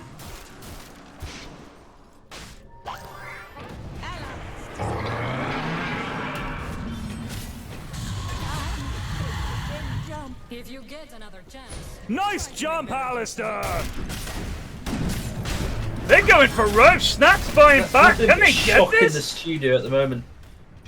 They do still have Refresher on time, right? They do, but he needs to be quick. North-South, you gotta cancel it! No! He's got him all! And the Lifestealer's just gonna hoover it all up! He's thinking what to swap out! Grumpy's gone in! Ages.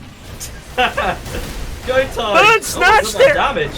Holy shit! Oh my the god! Damage from the rapier from Crabs! Alpha does manage to kill Madge! They've lost 2! They've lost 3! They need to get their rapier out of there. Oh, the tendrils just miss. Gets the damage from Crabs is insane. That's a courier. Forgotten. I thought it was a ward. Look at the courier. Has not been forgotten. I don't know where it is. There is a gem on the ground. There is a gem on the floor. That has been forgotten. There's no Bibacon Madge. This is going to be quite a tough hold here. Slabs can do quite a lot of damage. So if only he had 2 acorn shots. Look at this damage though, Ted. Look at this damage. Holy Nicely, they could die back here. Just gets away in bird. They probably have to back it up here. Why are you casting your ult? Just click. Just send in your acorn shot. Yes. Yes. Oh, they got the stun on the tide. My God. Tide is low. Can they get snapped? Oh, they're gonna get him. They get him. Get the rapier on the ground. Have they spotted it? They got it. He's got it. That's and it. Now Clamps does significantly less damage. That's a. What happened? Why did Tide get? Oh yes. What am I talking about? Are they backing up? They're backing up. They can't be backing up. They can't be. They're really leaving. Oh, I guess the top ranks are going down. The creeps are almost there, Ted. Creeps are almost there. Go creeps. Oh, here comes Hoodwink. Oh! Cast spells! No! Dude! No! Why did you not cast your net? Oh my god, they're all dying here to the rest of them. Claps? Oh! North-South, look out! North-South pops his own, his Ghost Scepter, he's gonna do it! Oh, he's gonna kill Bird, he doesn't manage it. Bird also pops his BKB. Claps gets a lane. Buy back on Marana. Madge is up in 10. They're backing it up. They all buy back. Crazy fucking game. Zalapus bots in, TP'd and run away again. What the hell's going on? The Witch Doctor is ulting to kill creeps and it is not working. One ball thought he could ult to kill creeps and it is not working. He did the switcheroo to try to kill creeps. Good old Witch Doctor.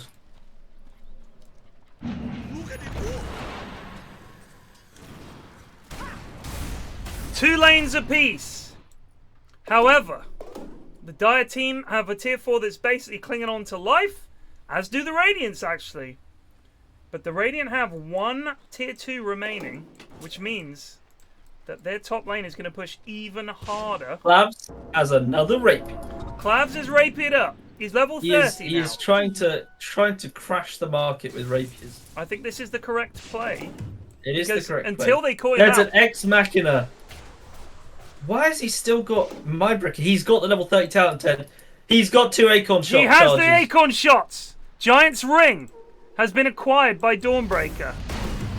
She grosser. They probably want a Stygian for Hoodwink, to be honest, with their last. Although it could be good on Dawnbreakers, but I think. Look at those thighs now, my brother. Yeah, those thighs could. Oh, she don't even fit on the screen. You know, she's Titanic. If you were at the pub with your mate and Dawnbreaker was at the bar, I've got to go. I've got to go. I've spotted the woman of my dreams.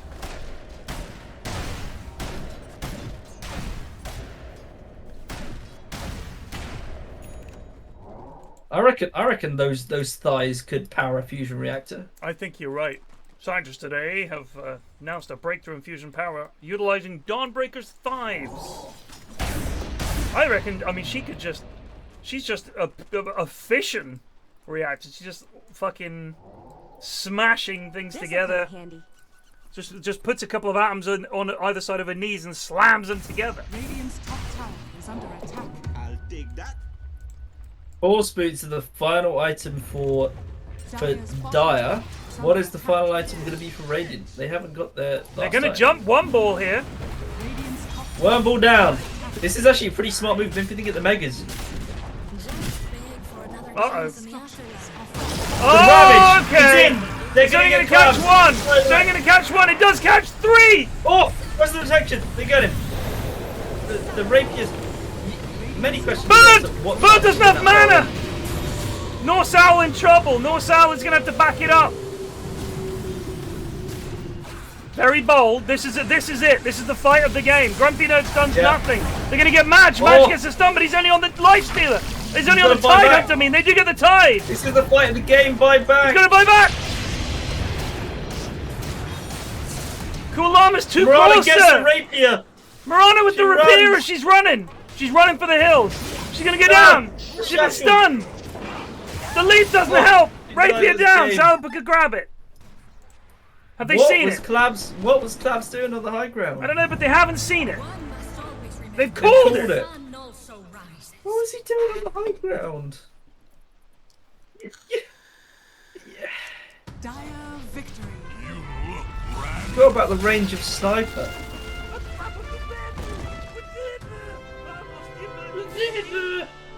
Pazeboo! I've lost the ability to speak. That was some game one. A great game one. Nice classic. jump, Alistair. Science Wisbon just resubbed for 59 months. What an game.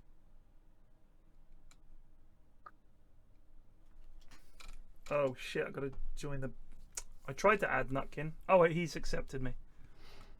Lovely. Oh, Feasible says, been ages since my regular crew dispersed. We used to play Smite.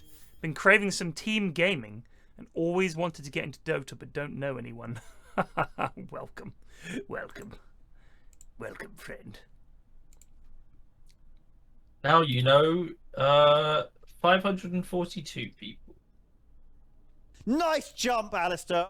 Laniro just resubbed for 13 months. Evening Flash. Is that how many members there are? So, as usual, my plans for Christmas involve sitting on a sofa and drinking heavily. Yep. I have my mum coming up, I think, later this week. So she basically does a lot of stuff, oddly enough, around the house. I always urge her not to, but she insists. So she does a fuckload of laundry, cleans everything, tidies everything up. It's great. So for 2 weeks when she's with us, we just have to cook and do other stuff. Yep. But she will do pretty much everything else. She's Nice job, quite harsh on the Alistair. kids. Cool Llama getting 1 them to just do resubbed things. for 8 You're months. not sitting there What playing a computer game. games all day. GG Come lads. on. And they're just like, please, Gaggy, please. We just want to do what we always do on our school holidays. Just relax. So she's quite harsh. But I don't mind that because, it's not my problem. I'm up here and I keep the door Bring closed. them up to the real world. Exactly. Jump in the lobby, brother. Oh. I've been invited, so I'm going to go through the basic really? Even though we're in the same party? Yeah. Let's see if I can pitch out the password from somewhere.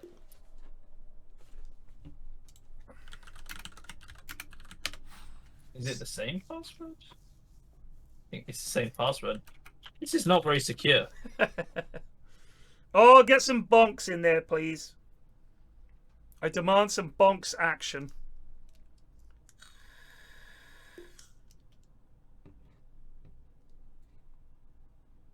There is a Bonnie Joy. Bonnie Joy de-evolved.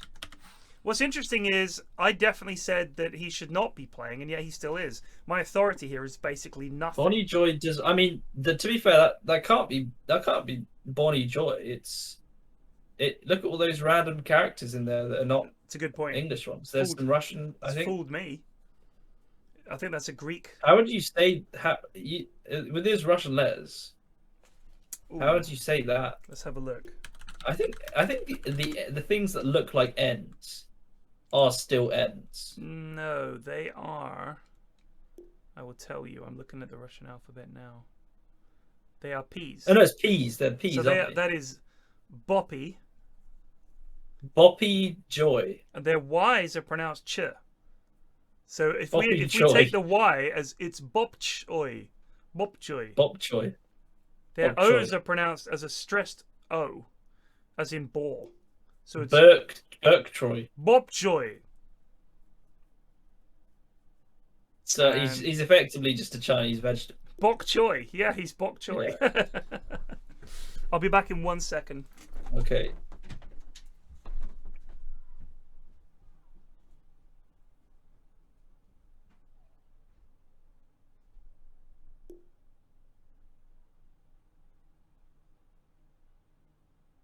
Isn't that a Thai food?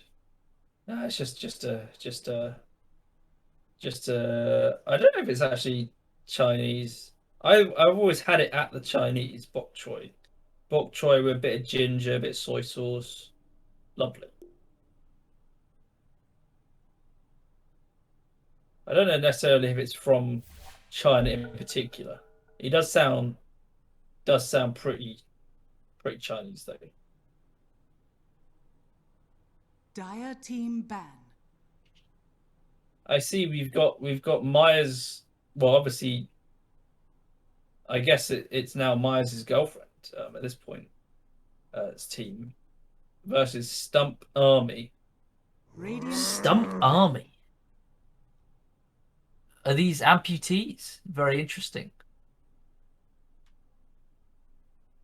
Is this Bok Choi's team?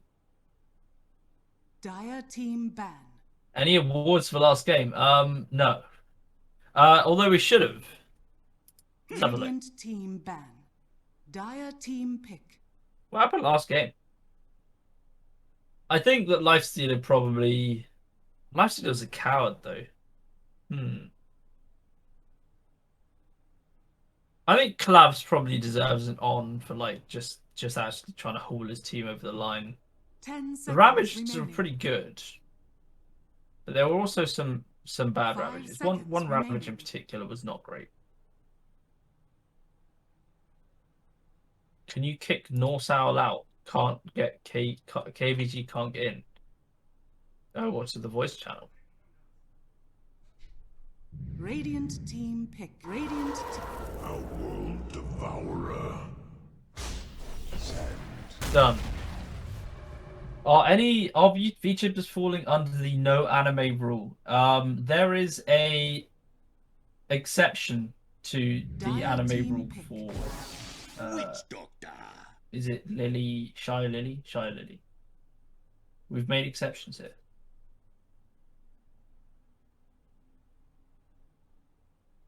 I don't think anyone deserves an LVP or a dishonor for last game. It was just quite a decent game. 10 seconds remaining. Dire team ban.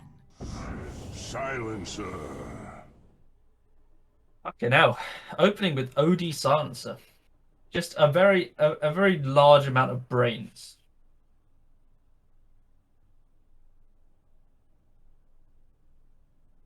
Radiant team ban. Dire team ban. KBJ Witch Doctor Pog. I wouldn't say that. Although last week he did have a great game. Sheep will eventually be an exception too. I mean, if Sheep is a VTuber, is she a VTuber? Radiant Maybe I team missed something. ban. She is a VTuber. I'll say she gets a pass. What's on? Dire team ban. The lads are discussing the exceptions made for anime. Radiant What does that team mean? Ban. Is in anime is strictly against the rules, but we have made some exemptions to that rule. Such as? Radiant team Such as Shy Lily, but she helped out with the rust. Yes, so here's the thing, like I've said before. Oh, hold on. team pick. This is from Munt. Had a revealing convo with Greg where he claimed he had cleaned out a fair few pussies in his time. Nice I job, don't Alistair. doubt that was what was said. NextWhiteDeath just resubbed for 23 Like, months. I don't have a problem with people liking anime. Like, if Lily is into anime, I know tons of people that are. Sheep is, Shane is into anime. I'm sure half the people in chat are into anime. No problem. No problem. Just like people being into rugby or golf or whatever. If that's your whole thing, good luck to you. You know, enjoy it. But just I wish them well. I wish them stop trying to sell it to me. That's my issue. Is that they don't. It's not enough for them to be into it. I'm not going around telling people you've got to be into football. Why aren't you playing more Milsim shooters? Why aren't you playing fucking turn-based strategies? What's wrong with you, mate? It's so good. I don't do that. I don't do that. If I don't try to sell people on my ideas. They ask me what I'm into, and I'll tell them why I like it. I think that's probably a little bit that you know. No, what? Inherently, they're not exceptionally exciting hobbies. Like right, if but... you know, me and you both like the Jeff, the guy who does the tube. Love videos. Jeff. However, would you say? I mean, if someone lived in London, I probably would recommend Jeff. But he's not the sort of person where I'd be like, "You've got to see this guy. He's amazing." No, but equally, if someone said to me, "I love transport stuff," like a friend of mine is into trains. Like he worked in transport planning and stuff like that. And I said, "Have you seen Jeff?" And I recommended like Matt Men and Jay Foreman and all that stuff. And he was like, yeah, I really enjoyed it. But I'm not going to say to someone who says, oh, I fucking hate transport, but you haven't seen so-and-so. And try to convince them otherwise. Like, if someone says they're not into football, and I'd be like, you didn't just watch the World Cup final, did you? You didn't watch Bradford versus Hull? Versus, why didn't you watch the other day, Grimsby against Rochdale, have you? You can't make that claim. So, yeah. But imagine if I have watched a lot of anime, which I genuinely have. I'm telling you, I think it's dog shit. I've seen enough of it. It's fucking wank.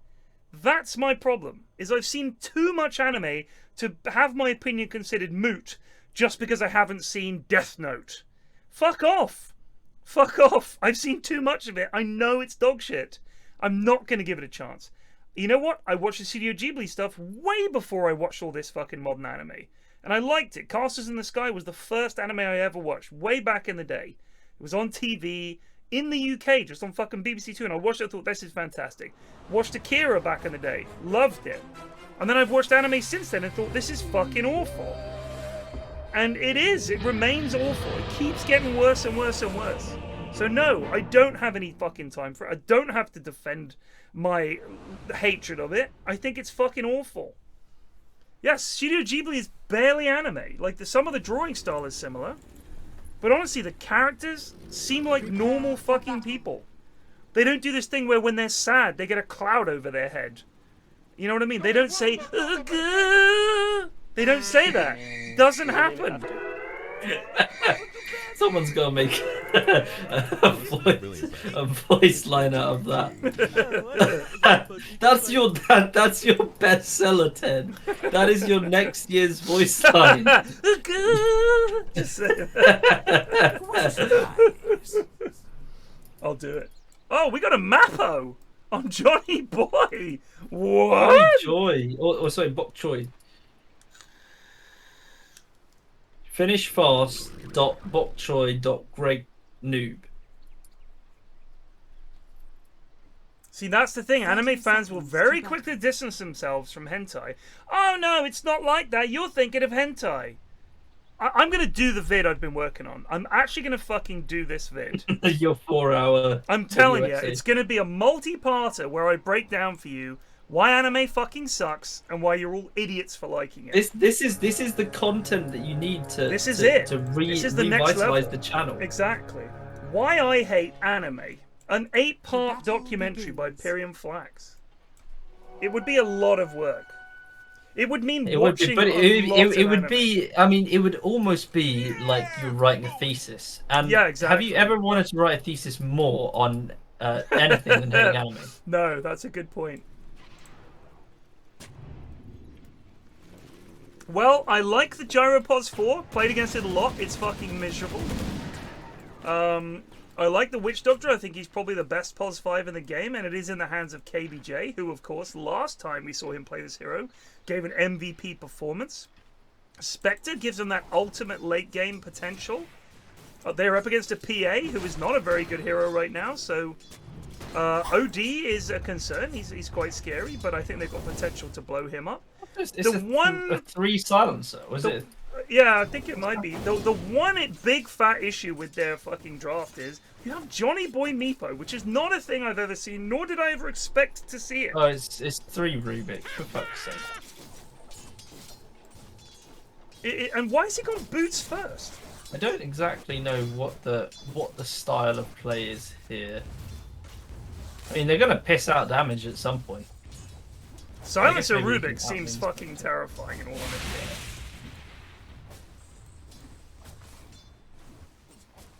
Who is Pog Daddy? It's one of Johnny's mates, isn't it? Is it? Can't remember his name. I doubt he's on the fucking Discord either. No, they're your biggest fans.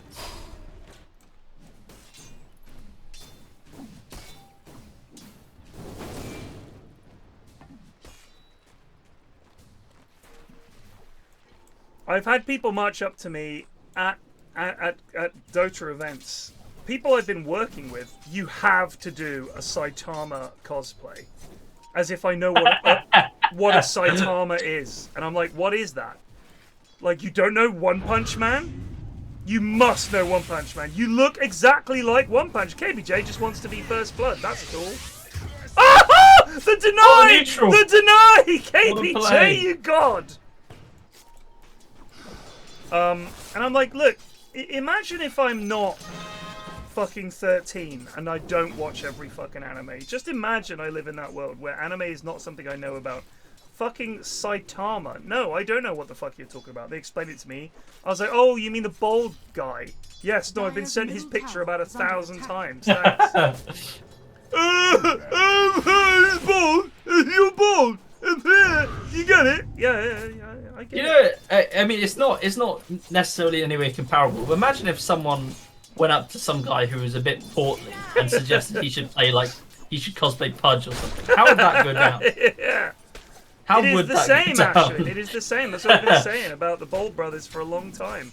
Might have some new members coming in the new year, by the way. Oh, I've just noticed quite a big counter to OD is the fact that he can banish one of the Meepos, but there are still other Meepos. He can't banish all of them. Intriguing.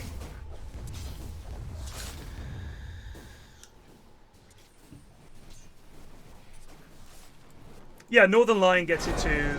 A lot of bold people get it.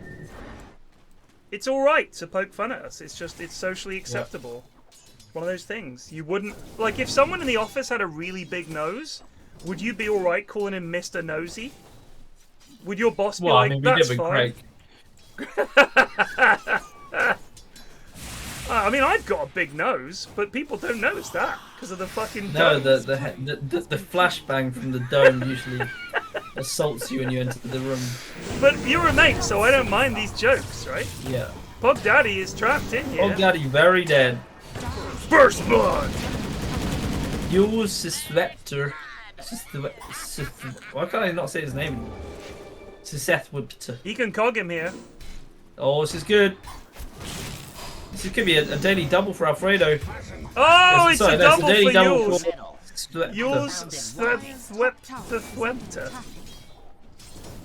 He's just bought boots. He's got full tranks now off the back of that. That's very big. I was saying, man, Pog position, clock 5. It works. Then he just gets away and he's dead. KBJ's out. He didn't cast any spells. He wasn't really that interesting casting no. spells. He has used one of his mangoes. One mango down and 2 tango down. This is a punishing lane. Rubik Silencer. Yes, I mean, not fun for a Spectre at all. Let's look at last hits and denies. How's Spectre doing? 15. Not great. Luckily, the PA only has 11, so... Denied. The Sand King is. Oh, I thought he was going for something weird first, but he's just going for Ring of Health and Dark Image. I thought that was some weird item that he was building. All I'm saying is, if the bold joke is a genuinely funny one, it's not too bad. The problem is when it's just people lazily sending you a picture of a bold man, then it gets boring. Like It's if like it's a that good picture joke. of the podcast one.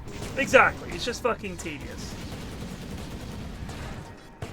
Because I'm gonna be honest, like that picture of the podcast one, I don't even think it matches up that well. No, it doesn't at all. It's like you're just saying every podcast has these same three people, but even a casual examination of the characters in that series of films means that it doesn't match at all. Whereas where Banana's going to TP home. This is an L of a lane.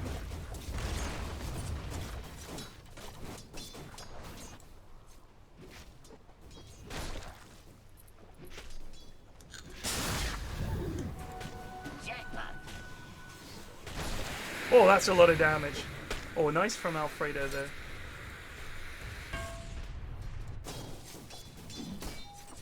JonnyBoi leading the way at last hits. Yeah, he's not fucking about versus Miles. I think he knows Miles is a bit of a schmuck. That's what it is. So.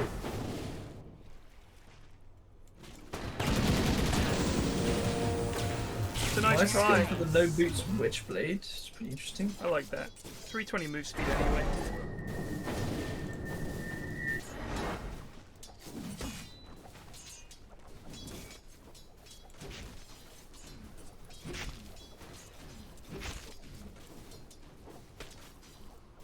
The Himmler pick, see that was funny? Like that was a funny moment. I mean, it's staggering how similar your head shape is. That's funny? Like describing my bald head as a flashbang effect, that's funny? When you looked at that picture, you're like, oh god, I do look like yeah, him. I literally like, don't be ridiculous. Then I saw it, I was like, oh fuck. No getting away from that one. Trouble for Suspector. Maybe. He just gets away. Oh, I don't think Alfredo should be coming in here. I'm not sure why he came in. Don't save your 5 carries. KBJ dead for the 4th time. This is not the KBJ of last week. 8 int for Nocturine. That's almost a Mystic Staff already. Think about that.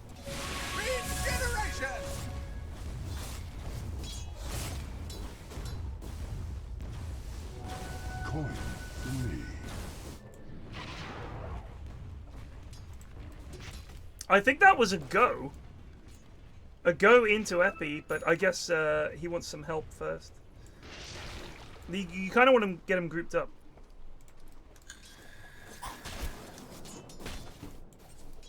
Did you see Tundra have been putting out videos of how they drafted and why in the games of the grand final? It's really, really good. Myers kills Bonnie. We good? Sorry, Bok Choy killed. Radiant's bottom tower is under attack. This is a kill. What's the lowdown on the Tundra strat? It's Owie basically breaking down why they picked each hero at each stage of the draft. And it's fascinating. It's really fascinating. How similar is it to our draft conversations where it's usually like, oh, we're losing gold, lads. Well, at one point he says, no one was saying anything, so we picked Budge. Don't know yet. No, I love that in True Sight. It's just literally silence and then Budge gets picked and someone's like, well, what have you done that? Well, not saying so. That would be amazing. And your TI winners. Why did you pick Pudge? Well, no one was saying anything. I mean, to be fair, they did pick Medusa because he just got the Immortal, but it was also a good game for Medusa. Like, yeah. Oh, KBJ gets some of these, but.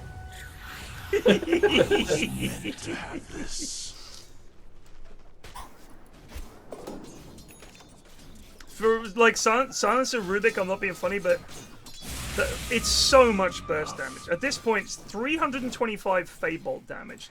Then you've got Silencer's dog shit, the Arcane Curse, which is doing damage over time, and the last word and his glaives. It's insane amounts of Dire's damage. top tower is under attack.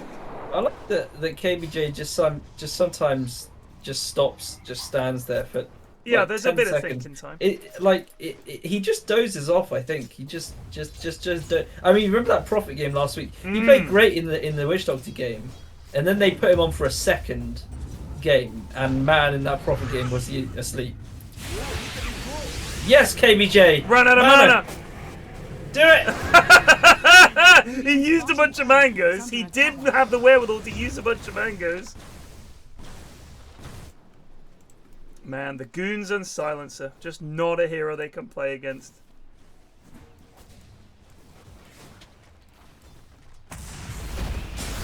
Oh, hello. Radiant's bottom tower is under attack. Woo! Trouble. Spectres fancies a bit of Not this. get the kill. Silencer's here. Silencer wants to murder things. I don't think it's gone that well, although this damage is quite good. Bast is gonna die. Can they get web and on? Look how He's many got the end ints. charge on him. Look how many int Nock has. He's up 14 in. to 16.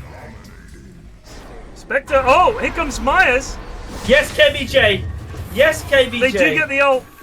Myers is now dead. Myers, deny yourself to Roche. Hit me, Roche. Oh, it's too slow. They're going to get KBJ here in exchange, perhaps. It's not more int. It's more int, baby. He's up was to not more 16. int. Oh, he wasn't. 16. He was out of range. Oh, he was. I don't think he had tagged him with his the glaives either. I think isn't that a part of it? I thought it was. Is it a range thing or is it a glaives thing?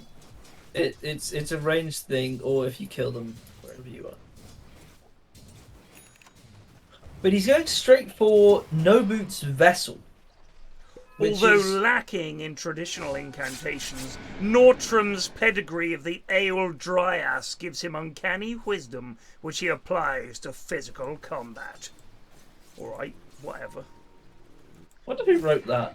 Mark Laidlaw or Ted Kosmatka? They sound like poker players. No. Random poker player. Do you remember? Oh mate, I've never seen a better player than Ted Kosmatka. Tell you what. I was lucky when we were on holiday in LA. I got to know Mark a bit when I did the announcer pack and when I at TIs when I would go to Valve and they were still working there. Got to know him and Ted Kosmatka, the guys who wrote Half-Life. Oh, hello. Trouble. Pog Daddy down. Should have instantly ulted and he gets a kill there. I don't know if the Sand King realizes it can't be interrupted. He'd already used Banish. So they wrote all of that shit. And all of the lore and everything for all the heroes. Up to the point where all the basic heroes had been released. And then I think they have subsequently left Valve, but I sent This is top play from Bonnie Joy. I know. I sent the Bodega book to Mark Laidlaw, and he read it. He's a published science fiction author, and he really enjoyed it. And he said, "This is cracking until 553." He said, We'll put it in right now. I've read bad books in my life, but fuck me. No, he said very nice things, which was very sweet. 18 int.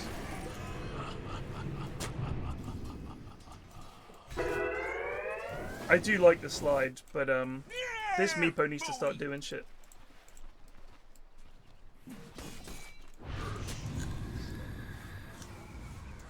So why is it that people get Dragonlance on Meepo when he's a melee hero? I know it's for the stats, but there are lots of items you could get that give you stats. Why do they always rush Dragonlance on Meepo?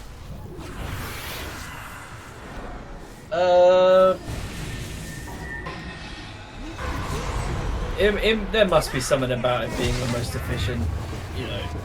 KBJ with the big ult.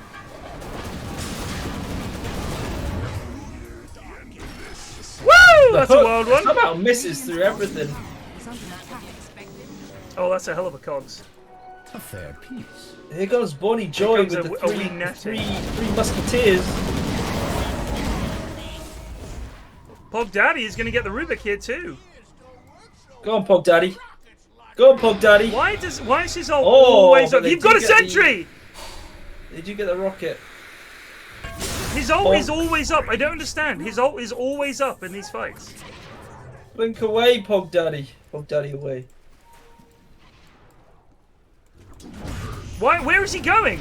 His whole team is about to feed. On lock.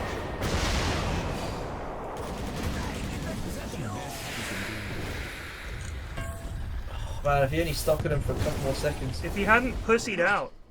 Yeah. Dire's top tower is under Pog Daddy is now going for the Lotus, which is fair enough. They've got quite a few things that would be nice to Lotus. Most stat efficient and helps you reach an early peak. Interesting. I mean, it's 15 agility, 12 strength, so I guess it makes sense. I reckon this could be quite a long evening. It just it feels like you don't turn it into anything. And I'm just thinking that surely there could be something else. Couldn't you get like Sanjin Yasha or something and that would be even better? Or is it literally the whole point is you want to go early? Oh no! Oh no! The silence absolutely fucked Pog Daddy there. I think because Dragonlance is just pure. I know it's not even pure stats. It's got a recipe in it. I don't know what it is. Myers is DD. Oh, here comes Pog Daddy. Oh yes, this could be huge. Oh!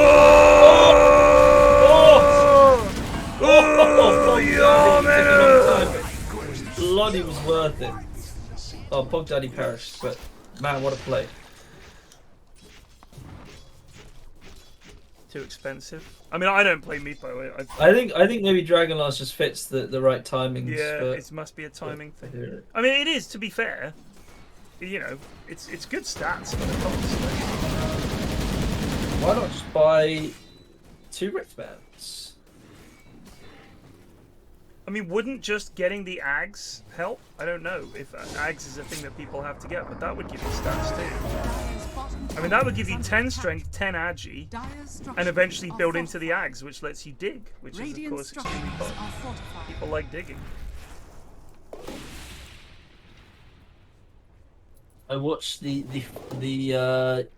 University Challenge Christmas season. Oh, I hate all that shit with the celebrities and all that wank. They're not really celebrities though, to be honest. They are a bit wank at the quiz, but hello, my name is David Furnish and I'm a journalist for the Times. It is usually like that. I mean, today it was Bailey or Oxford, which, you know, fair enough. They were like, I'm a journalist. I write a column in whatever. Yeah. But the other team was called the university was called SOAS. SOAS. I've heard of SOAS, yeah. Which is the school for like Asian studies. So these lads are pretty specific, I think. One of them was like a photographer, but you know, they're just good at Asian studies. And they did lose.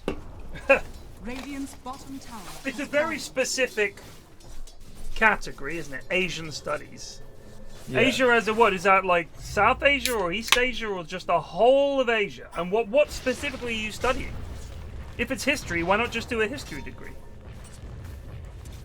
Because the thing is, like, for me, at a normal university, not that SOAS is not that normal, but like at like a mainstream university, just there existing a course being called Asian Studies is always quite specific, quite specific to me. So having an entire university devoted to it is pretty intense. Agreed. The Lotus was just a little early there. Trouble for everyone involved here. Yep, this is a mess. Backing off. He could cast some spells. He could cast some spells. His full health and mana has every single spell up. He is the worst. Just bongos a creep and then runs away. You are so bad, my dude. And then stands stock still, thinking about life. Apparently, he was falling asleep in the Prophet game. Oh, it's apparently African studies. I must have got that one wrong. Oriental and African studies. I see. Oh, nice save. KVJ, hello. He's just in. He's a fucking melt. Yeah, I don't think he realised he was alive. He got banished and just thought, well, I guess I'm just out of the universe now. shiny. Where's Yules? Where's he going? Why'd you go home? 4-star shard. Your master's in Asian studies. What was your dissertation on? Where Banana's in, it's gonna be a big kill. He gets Notch. He's gonna get Myers. He just needs to be able to get out of here. But what was that hook? Help him! Help him! Oh my god! Where Banana doing the digital Oh! tap? What a play! What a play!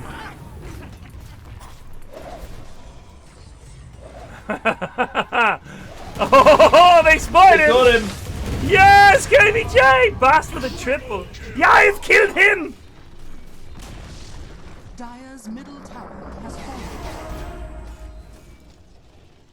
Yeah, so I thought you said Asian stuff. I think that those particular lads on the team were famed for their Asian studies because Jezza said this team have a very distinguished set of players who specialize in Asian studies. I didn't realize the entire university does African. Was it like the cast of Goodness Gracious Me or something? I don't know what that is. Oh, really? Before your time? Oh, fair enough. How old do you think I am? Well, I thought it might have been big in the South Asian community. Radiant's top tower is under I don't think I don't. So I it was don't know if I a count the sketch. South Asian. All right. Oh, that's true. Actually, it was a sketch show of I think it was 4 or 5 Indian comedians, and their most famous sketches where they go to an English restaurant to have an English, and they're like, "What's the blandest thing on the menu?" It's that sketch, and it's Right. like the tables are turned from the typical English people going to an Indian restaurant to have the spiciest curry possible. They go to an English restaurant to have the blandest curry thing possible on the menu, and they order like all their orders are completely wrong and stuff. It was a really good show. At the time, it was like groundbreaking. There hadn't been a sketch show from anyone that wasn't white in Britain, and it came at a time when people were like it was post 80s, so comedy was starting to open up and be more inclusive and less racist and stuff like that. It was big at the time. It was big. I just thought you might have been aware of it in this internet age. I am not. I have not even. Yeah, but steak and whatever kidney I imagine it probably was pretty similar. Although I think they did have. It wasn't 4 Indian lads. There was one Indian lad whose name was too long for me to remember it. It had some. Some Sakars in there, some Suwa Sakar Rashmaganathan, something like that. Yeah, it was pretty. That's probably the guy. Actually, do you know? No, I don't. I feel like a lot of Sri Lankan names seem to be like that. Very, very long. Yeah. Uh-oh. But I mean, in could have blinked out. In Mauritius, they have a lot of first names which is just impossibly fucking long. Right. So when they come to the UK, which a lot of them do, they just change. They yeah, make my them name's have, like, Martin. names. Yeah, exactly. So but my dad's name, his actual name, is REETOODWAJ. Ritu Daj. Ritu what? Ritu Dwaj. Ritu Dwaj. Okay, that's an awesome name. But he goes for Rob. At least his English name is Ricky. Ricky. And we're so bad. A good family friend of ours. He's also from Mauritius. Right. His English name is Peter. Okay. His Mauritian name is Supramanian. Oh, what? That's such a good I always name. thought his name is like basically Superman. I thought that was awesome. But he went with Peter. So. Gosh. Well, my real name is awesome, but you can call me Peter. But to be fair, if you're down the pub and the lad's half smashed, you're like, oh yeah, what's your name?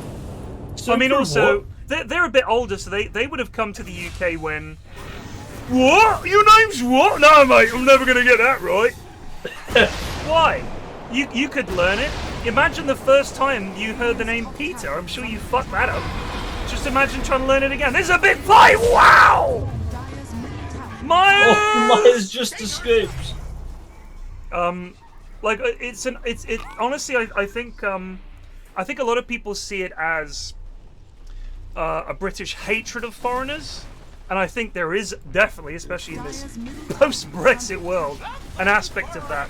But I think an even more typical part of it is a fear of looking foolish. And if there's one thing that British people hate, it's looking silly, especially English people. And the embarrassment of getting someone's name wrong is so great that we would rather just not try. So luckily, people who come here are like, they're gracious enough to say, don't worry, you can call me Ricky, or you can call me Peter. And everyone's like, whew, because they don't want to fuck it up. They don't want the embarrassment of fucking it up. But those names are awesome. Supramanajan is an amazing name. It's a very cool name. But like, I get it at the same time. Like, it becomes taxing when every time you introduce yourself, you have to repeat it 3 or 4 times. I mean, even for me, I have a fairly straightforward name. It's 2 pretty common words. Yeah. In English dictionary. 2 actual English words. And yet, it will take some people, 3 or 4 attempts to actually understand what's going on. I think a big part of it is lack of familiarity, which is a shame. I mean, I'm pretty sure that most young people nowadays, I would hope, would be like, okay, cool, because I don't meet that many. I mean, you don't have an English name. It's not like you said, call me Andy. Like, I only know you by your name, and I'm sure that when you've met other young English people that... Oh! That's a big steal! That's a big steal! Holy shit! That's crazy! Into the global, can they get him here? They're gonna get Meepo! Now. They get the Meepo! Holy shit! What a play! I don't know why no one's picked up the Aegis. That was a strange move. KBJ's in. Yule's got it! He's out. Here comes Pog Daddy! So Sethwa got it! He yoinked it! Can Pog Daddy get out? It's a nice hook. Oh. Wish Joel cancelled immediately. The bongo might cause the Sethwa to perish here. Oh, and PA goes in at 4! Bear in mind, this was the team that was just almost wiped, and now they've won a team fight. What is it with tonight? Games. But yeah, I would hope that nowadays young people would be, what's your name? And you would tell them, and they would make a fucking effort to learn it. It's just don't. I do. I mean, for me, I do find it sometimes a little bit difficult when they do the native pronunciation. What, as they try to opposed do like a as in how you would imagine it would sound from the spelling. How do you mean? There's a guy at work called his name is spelled ZHIHONG, and so you would say Jihong, right. But he, when he introduced himself, goes Shihong. Oh, which right, is like, with the accent. It sounds a bit like, what did you say? Yeah, no, that's difficult, I think. That's a difficult one. Oh shit, if he lives here. Oh, if Alfredo can get out. Nice jump, Alistair. Go on, Bonnie Joy. Oh, he's away! Oh my god, he's away! 11 months. Wait, where Banana had his shadow step up the entire time? Just didn't fancy it. He's just farming creeps. Just didn't fancy it. Does he have the mana for it? He does. He did. Now he uses it. I'm gonna go into Myers imprisons himself. Bonnie Joy is still just running at things. He's just. He has a very very straightforward way of playing Meepo. It's just, I'm gonna run at things. Oh my god, Alfredo almost perishes immediately. Bonnie Joy just isn't dying. He's not dying, but he is now. Just resubbed for 1 month. The rest of his team has been there. Oh! 4 dead. I mean, I think that there is definitely. I've tried to speak some Mandarin, and it is fucking impossible. I've tried to speak some Vietnamese. It's impossible. It's just not how we were raised. And I mean, it's not a problem, because in the exact same way, I know lots of people who didn't grow up in England, who came from China and Vietnam and places like that, and their English pronunciation sucks. Like, it sucks because it's hard to get it right. I can still understand what they're saying because our language isn't tonal. When you have a tonal language like Mandarin, you can't just have a go. You may as well not be speaking. You know what I mean? It's so far off. Like it would be like not being able to pronounce half the letters in the alphabet if you can't get the tonal changes right. This one goes up and this one goes down. It's written the same but subtly different. You know, it's impossible. Like it took Ken Hotbid an hour to teach me one phrase in Mandarin, and I still got it wrong. He was like, "It'll do, but you're so far off," and it sounded exactly the same as he was saying it. He was like, "No, you haven't got it right." It's much harder. With English, it's much more flexible. You can just fucking have a punt, and we'll have a guess at what you're saying. Here's my pension. So Gregory, your brother, is he's certainly playing with a very distinct run-out and style. Luckily for him, the rest of his team, he just doesn't die, and the rest of his team pile in afterwards.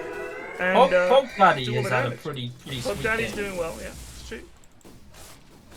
Webinar less so, but Pog Daddy's pogging off. Oh, could be trouble. Never mind. Everyone gets away. Shout out to Bast as well, 11, 6, and 12. Yeah, he plays Meeple like a right crackhead, says Gregory. Greg, I understand that you have, I'm trying to think what the turn of phrase that Munt used was. Can you remember what it was? I think he said cleaned out some Cleaned pussy. out some pussies. That was the story that we were told.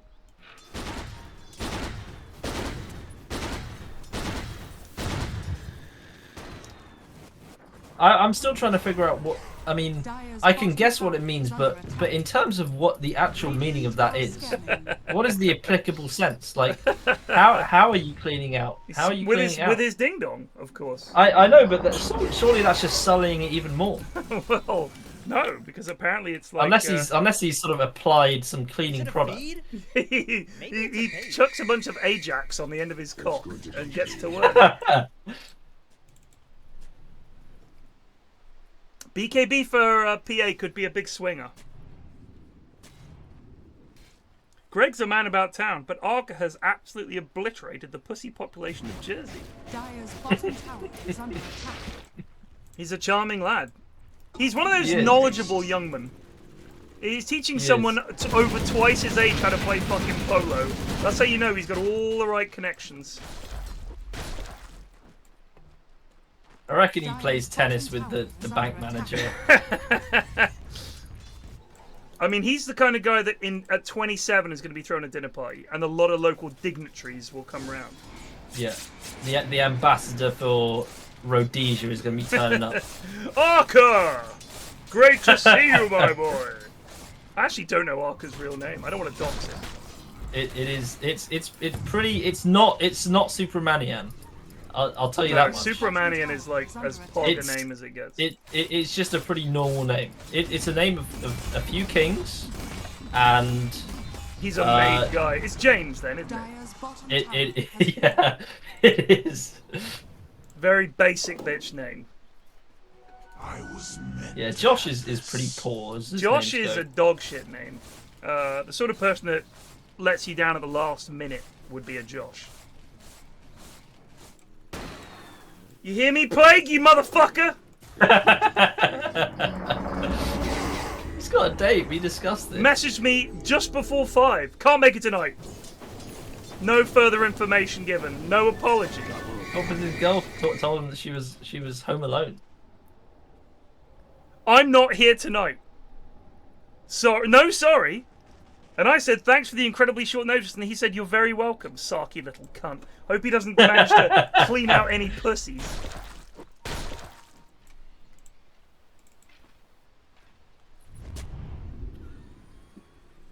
It's Plague wiping out a pussy live on TV. I don't think Bob ever gets called Josh. He's Harper. Oh, there's a smoke. Into smoke. Could be a clash. This is odd angles. They're taking Bonnie Joy's encounters everyone else. Clash of the titheads. It's on. Alfredo's gone in. Here comes He can't Pog be Daddy. used. There's a silence. Can he figure it out? Myers has absolutely ruined this. Myers absolutely ruined that You job. kill it, Myers. Oh, Pog Daddy! Oh! Pog Daddy! Oh my god, that damage. Wow. Well done, Myers. It's game. Absolute gaboon. So they jump a hero, and Myers saves the hero. They don't have creeps, but the creeps are coming.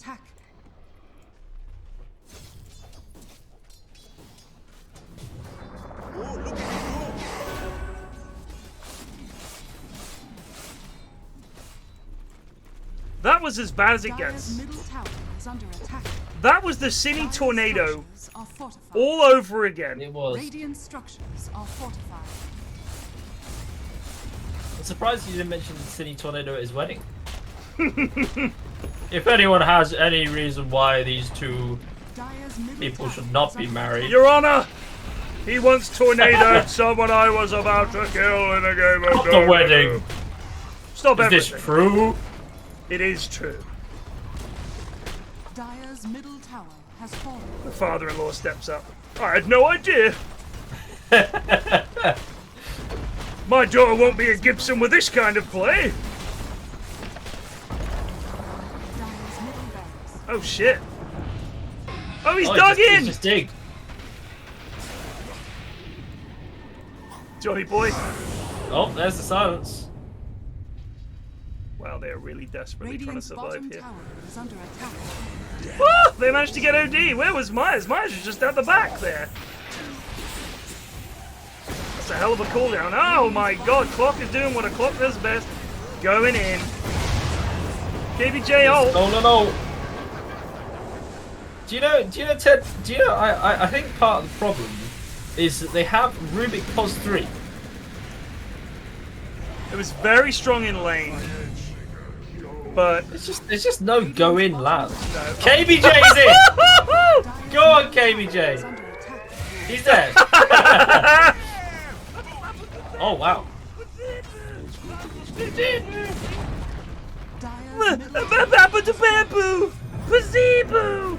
Will run red.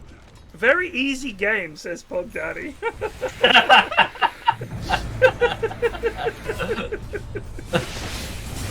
Oh shit, Pog Daddy. Oh my god! That was big damage. They're going on bleak. Could be trouble for Alfredo as well, who just gets away. Oh, Pog Daddy's in. He's dead. Why did Myers not imprison? I don't know, because Myers is fucking awful. PA. He's now imprisoned an illusion.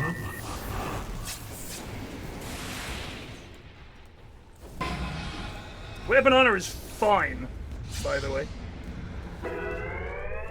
GG. I didn't expect him to call it. Is there some? Oh my god! What a bait from KBJ. What's happening here? Who's calling it? There we go.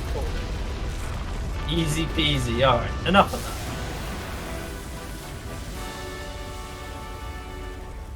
What was that from, Rogan?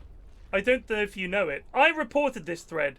I think it's cruel to mock people's appearance, especially when it is something they cannot change. I like the way PFlax looks just as he is. Random Reddit goon. Was that your mum? I don't no idea what thread that was in. That's such a funny fucking command. Oh, I'm in offline mode apparently. Oh. Oh yeah, me too. It is Tuesday. Alright, I will run the sketch if you want to watch the stream. I will put it on display. Oh, Redless has sent me something on Discord. I'm still offline, but I don't know about you. I'm back online now. I'm in offline mode. That was good. That was massive. When it came out, it was absolutely massive. Here we go. What's this? This is the AI's prediction. Alright, so let me read this. This is the... Not wanting to be outdone by the player change, picked up 5 new players of their own. The new Dire lineup was Myers, Vidicus, NC Fedix, Shaq, Science Wiz Ben. Radiant locked in Tiny Druid, Spectre, Spirit Breaker, Venomancer, and the new 5th hero, Furry Fennec Fox. Dire locked in the same Tiny Druid, Spectre, Spirit Breaker, and the new addition to the Dire team, Lone Druid. The game started with Tiny Druid spawning in the Radiant side of the map and immediately starting to summon creeps. The Creeper army marched forward to every lane with the intent of spreading Christmas cheer and joy to all they met. They were stopped by the Dire team's Tiny Druid, who had the task of stopping Tiny Druid's creep waves. The Dire team fought back and destroyed the tier 1 tower of the Radiant team, winning the mid lane. Good God, this is absolutely bonkers. Who is this tiny druid? I don't know, but this is ChatGPT's best bet. So on Redless's browser, the only bookmarks are OnlyFans/Redless and something called Sveleva Goons or something. Go away, get off our land. OnlyFans/Redless. Look, right there, chat. OnlyFans/Redless. The most valuable player of Game 2 was definitely Mr. Ransom for his amazing plays and skills. The least valuable player, an award gifted to the person or people who did the least in the game. Well, I'm excited to see Mr. Ransom pop up. Well, how do you know Myers and Vidicus and stuff like that? I don't know. I don't know if Red gave it some prompts. Hell, they're loose. Might need to restart. Yeah, alright, let's try a restart. What's the blandest thing on the menu? What do you think the blandest thing on an English place's menu is? Mashed potato. A mashed potato could be seasoned very nicely and very tasty. Yeah, but a default mash. I don't know. I think mashed potato porridge. Porridge ain't that. Yeah. Plain baked potato. A plain baked potato is a good shout. Yeah. Just not even actually not even baked. Boiled potato. A boiled potato. Lock it in. Munt says steaks dog shit. Alright, you don't know what you're talking about, brother. That's fine. Scrambled eggs default. Someone says fish and chips is pretty bland. I guess it kind of depends on your definition of bland because it is just cooked fat. Yeah. Which is not. It definitely has flavor. It's just not. Yeah. Like, but I mean the thing is, so if we're talking about default bland, let's go for in its cooked state. So for example, if I was serving a jacket potato, you wouldn't serve it without, say, a big knob of butter on it, or some cheese, or and baked beans, or something like that, right? So I mean, a baked potato with cheese and baked beans is one of my favourite meals. Absolutely, it's a cracking meal. But so underdone toast with no butter, Greg. But you wouldn't consider that like a dish. Just you're not going to the restaurant. I'll get the underdone toast. Please. Yeah, underdone toast. I'll get the toast. And how would Monsieur like your toast done? Oh, I'd have it underdone, please. Under and without butter. Like that would be like going into a restaurant saying I want plain white rice, and then saying, well, this is bland. Like if you just ordered plain white rice in an Indian restaurant, yes, you're right. That would also be bland, right? Like I think it needs to be something that in its finished state could be considered pretty bland. Turkey's a good shout. Turkey is a very good shout. That's a good shout. Because I work tirelessly every year to try and make turkey somehow delicious, and it never fucking is. We've given up. Apply gravy and forget about the turkey. But that's the thing is like why not then? And this is what we're going for this year. Get a big fucking chicken.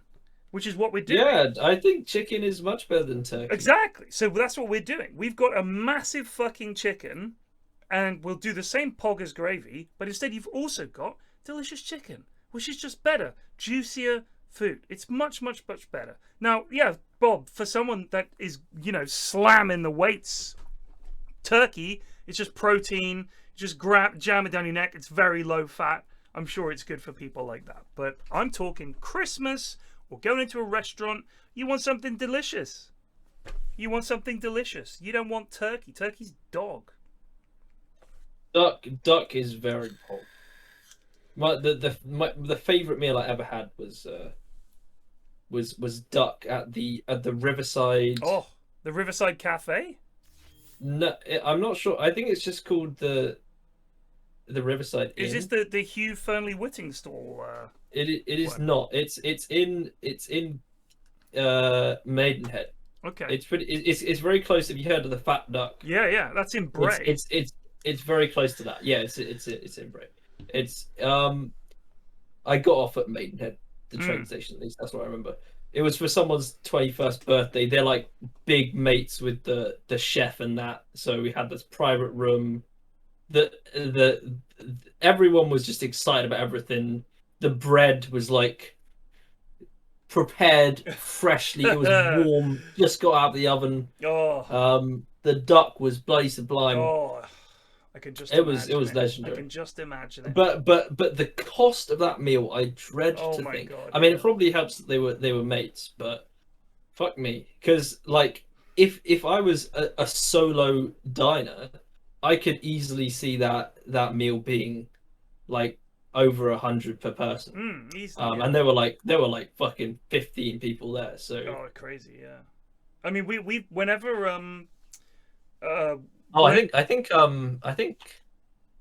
Mumpo might join. Oh, I mean, he definitely fits in. Whenever Will Blitz and the Liquid guys come over to London, Will is a big fan of Charlton Heston has a restaurant in Knightsbridge called Dinner by Charlton, by Heston, right? Heston Bloom, not Charlton Heston, Heston Blumenthal. Dinner by Heston, and it's in a really nice hotel. I think it's called the Oriental Hotel in Knightsbridge. Very fancy hotel. The restaurant is amazing, and he loves to take people there because it's really nice and relaxed atmosphere. It doesn't seem like a highfalutin place. Like, you can spend quite a lot of time there on your meal, and it's just exceptionally good. I'll be honest with you, I've had triple cooked chips a bunch of times, and I've never had triple cooked chips better than the way he does them. I've never had steak better than the way it's done at his restaurant. It's unbelievable. It's so good. And everything, like, they understand that every part of the meal should be exceptional, and they do that. It's incredible. Lobster. So there is a place in Leicester Square. It's not even a very fancy place. Let me see if I can find it. Yo. What are you doing here? I was told to. Hello. I was told to join. It's called Lobster and Burger. It's called Lobster or Burger and Lobster. Let me tell you something. Can you join fairly swiftly though? Because can you get in? What's the lobby password? I'll send it to him. One sec. I think one of you might be able to invite me as well. I don't really know how lobbies work. Shout out to Gordon Ramsay's burger, by the way. That was. Oh. Can I boot? Oh, KBJ. You're just gassing about fucking some random fucking chain restaurant that has Gordon Ramsay's name on it. It was good burger though. I mean, come on. It's a burger, bro. Well, it was a good one. Yeah, but no, they just slam it on the grill and like, Bob's your uncle. But yeah, Burger and Lobster in Leicester Square. It's like, it's not super expensive, but the lobster was super good. The chips were super good. The beer was really good. The service was really good. Everything was really, really, really good. And it's like, it doesn't break the bank at all. Went with Mrs. F, and I was like, this is exactly what you want for a lunch. You're just gonna have a nice sit down and have a fucking lobster. So good. So good. Tell you what was surprisingly decent food. The food at Clarkson's Farm. Oh, really? The fries are quite nice. They had chips with like truffle. Nice jump, Alistair. Northern Red 27 just resubbed for 67 months. I say that it was like like £4 for a portion of chips. Right. But it did have truffle on it. It had truffle. They were quite rich, so it was quite filling.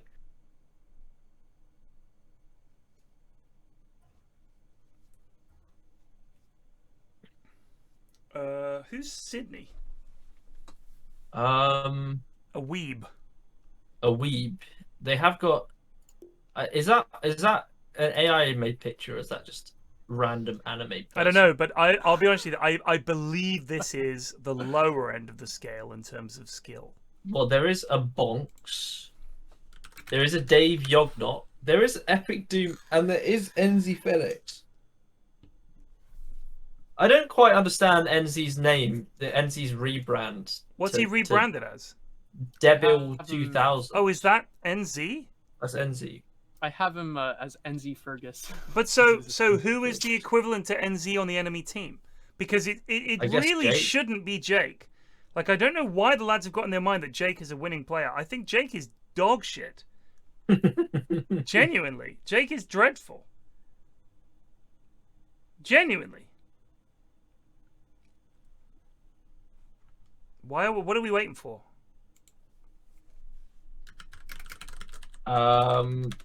There's 2 unassigned players. I don't think we can go if they're just sitting there. Bonnie. No, I think we can. Okay. Bonnie, Joy. They're balancing. Balancing. We're trusting. This is something Nutkin. Eri never does. This is such a balance. treat.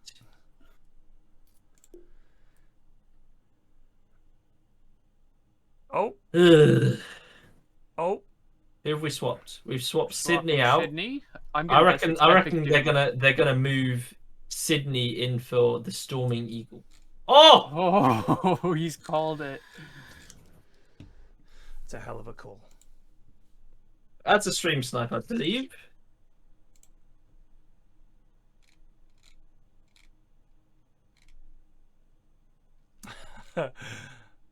Someone's done a Reddit post that's all the Rust RP artwork.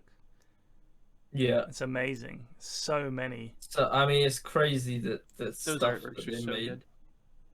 I think the amazing thing to me is you just run past it, but someone spent all this time on it. Like, nice jump, you just sort of see it for like a few seconds. For 34 months. I know that was the thing that made the Rust RP go from insane to just like fucking brilliant. Was there was so much stuff there. Someone put in hours of effort into that just for you to like run past it. Yeah. Not your fault, but because you're running on a limited schedule. But the world was so packed full of shit. Yeah. I mean, Cinny said to me before that he was like, you could have gone anywhere and there would have been something for you to see, like 100% there would have been something for you to see, which is insane. How do I download this? Do I need to? My favorite was the sign in with Milo Hayweeb and I Am Wheelboy. That's fucking genius. Oh, is there any way to download a Ninja album? I just want to download the whole album. Download, there we go. It's right there. Yeah, save it as a WinRAR, sure. If you're still zipping shit in 2022, one advantage of having a slightly older Twitch community is there just a lot of bloody talented lads out there. Yeah, it's true. You know what the hell they're doing. It's 100% true. I don't understand. Rhino fucking like made a mod for Rust for the anti-gravity thing. Well, you know what? That is actually insane. That is what Wilsonator and Spiff are always most amazed about, because they play with games like this and mods like this, and they're like, I have no idea how people have done this. And I'm pretty sure that the actual guys like Facepunch Studio, I'm sure they watched it because they tweet about it and everything. I'm sure they watched it and think, holy shit, this is crazy. Because the stuff the lads do it's so inventive. And but my favorite part, my genuine favorite part, is not when they have some amazing mod that adds stuff in. That's awesome. My favorite part was, for example, when we had a computer, and in order to make stuff appear on the computer, we had someone inside a box drawing on a screen to look like the computer was doing a printout, but they were just looking through the box and making things appear on the screen by just writing them, and that I loved, because you know the way you can have like a picture and draw on it. That was the screen, so they just drew on that in real time and then pressed update, and the text appeared on the screen. It was like the computer's come up with the following. That was brilliant. The ways that they find the creative ways around the limitations of what they can do is, to me, even more amazing than downloading a mod for a fucking flying pig or whatever, which is awesome that someone's made that. And when they add that in and it fits into the story, it's brilliant. But that is my personal favorite thing, is that the jank workarounds, because I know that they're like, how the fuck are we going to do this? Tide Hunter. The lads do love a bit of Tide. Yeah, we've got two cool picks here. Techies Tide. You like techies? I think I do like techies, actually. I've never seen you never play him. Okay. I've never played techies. I would never play techies. Why? Just like you like the idea of techies. I like the idea of techies. I like the kind of troll pick. I'm sure Envy's gonna play it. I mean, according to Munt, it's in the evolved It's in the it's within the evolved boundaries for a pos 4. I mean, he's a pos 4 that can actually obliterate people. Like, he really can. He farms quickly, regardless of what position he's in. I don't like it when people run him as a mid and stuff like that, because he does have a fall-off point when people get BKBs. But the amount of damage this hero can output, it is insane. I think he can do a lot more damage than most pos 4s the lads pick. Lich, for example, is an intriguing one.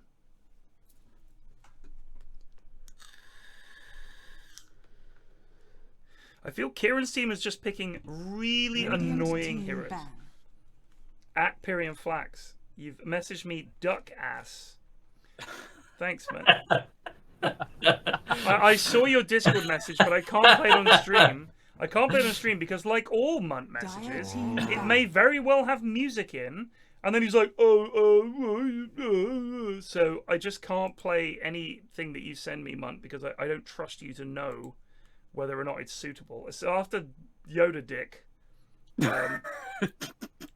very, very little patience.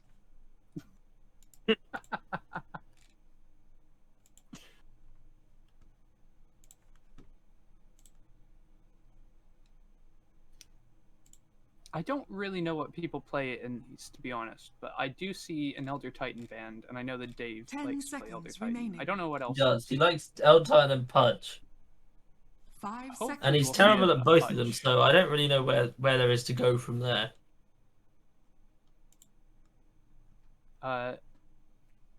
Radiant have just been. That fire. This is a classic draft from Dire. Insta pick axe. Axe. Dire team. Insta pick axe.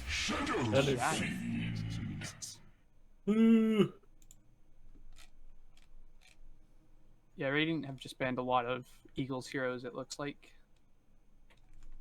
Little uncool. You gotta do what you gotta do. Yeah, 10 seconds remaining. 5 seconds remaining. It's good to see that we've got a full new set of lads for every game. I remember last week we had a couple overspills from game 2 into game 3. So, Munt, I did play Doom over and over, but I don't believe it's copyrighted music, because if I was playing Doom, that would have been fine. I don't think video game music is generally going to get you in trouble. Yeah, I think it's only if it's copywritten, like, by a record label. I don't think video game music would factor. Otherwise, the starting music and it Dota is technically, but you know, there's a difference between its legal form and its true form. Also, not being funny, but that game came out in the fucking early '90s. Surely it's open now. Is the Doom I don't think it is. Soundtrack copyrighted? Is the I mean, I thought that the way the way things become open, it's not, was it? I can't remember the word, but when it public becomes domain is what you're public domain. Yeah, well done, cock. It's like, I thought it's like 50 years after someone's death. Yeah, maybe. Previously had it. So in the U.S., it's they've changed it. It's 100 years after someone's death. 100 years. And the estate hasn't picked it. Like it depends a lot on the estate of the person. So there's a fun fact that Celine Dion's All By Myself, that was written by some other guy who I forget, but he used a melody that was from a Rachmaninoff concerto. But he thought it was in the public domain, and it wasn't. So Rachmaninoff's estate still gets royalties from Celine Dion's version of... I wonder who's getting that money then. It's like his great granddaughter. Tina Rachmaninoff and Rachmaninoff. Nigel Rachmaninoff. Yeah. I'm actually you go to the dentist. Your name, sir? Yeah, it's Terry. Terry what? Rachmaninoff? Oh, like the composer? Yeah, exactly. He's my great-great-grandfather. Still gets royalties actually from all of his works. Oh, whistle one for me. Well, I couldn't do that, but yeah, you know, it's all that Rachmaninoff stuff, isn't it? It's all classical music. I'm more into banging house and drill. I know Scott Joplin's stuff is in the public domain because he died in like 1910 or something like that.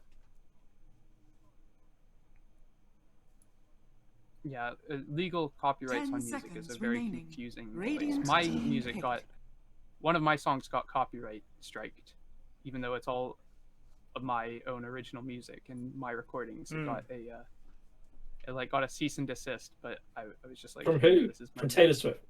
No, it was from some record company who claimed that I used one of their samples in my music. I didn't. So I was like, hey, I didn't do this.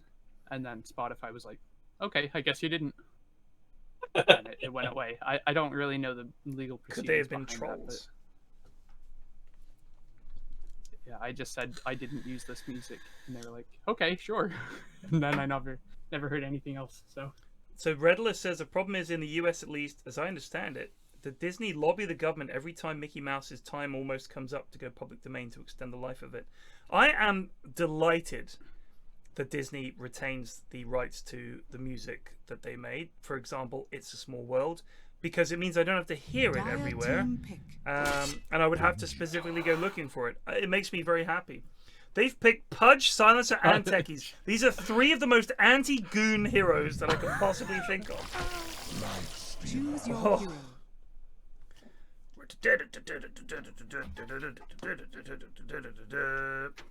Jake Zeus. We've seen it before. I just love the idea that Rachmaninoff's estate is just making bank of this shit. Here is the payment from All By Myself, sir. Wait, All By Myself was a Rachmaninoff number? Yeah, the melody is borrowed from a Rachmaninoff concerto, but of course he didn't write the lyrics. All by myself. He would have liked those lyrics, though. Nine! That is not what I was trying to say! Actually, where's he from? He's probably Russian. He's Russian. He's Russian. This is not what I was saying at all by myself. This is party music. It is meant to be enjoyed with friends. I have lots of friends. He wasn't a party music kind of guy. He's pretty sad in most forms, I think. Maybe that's why they wrote it that way. He's a guy that just likes.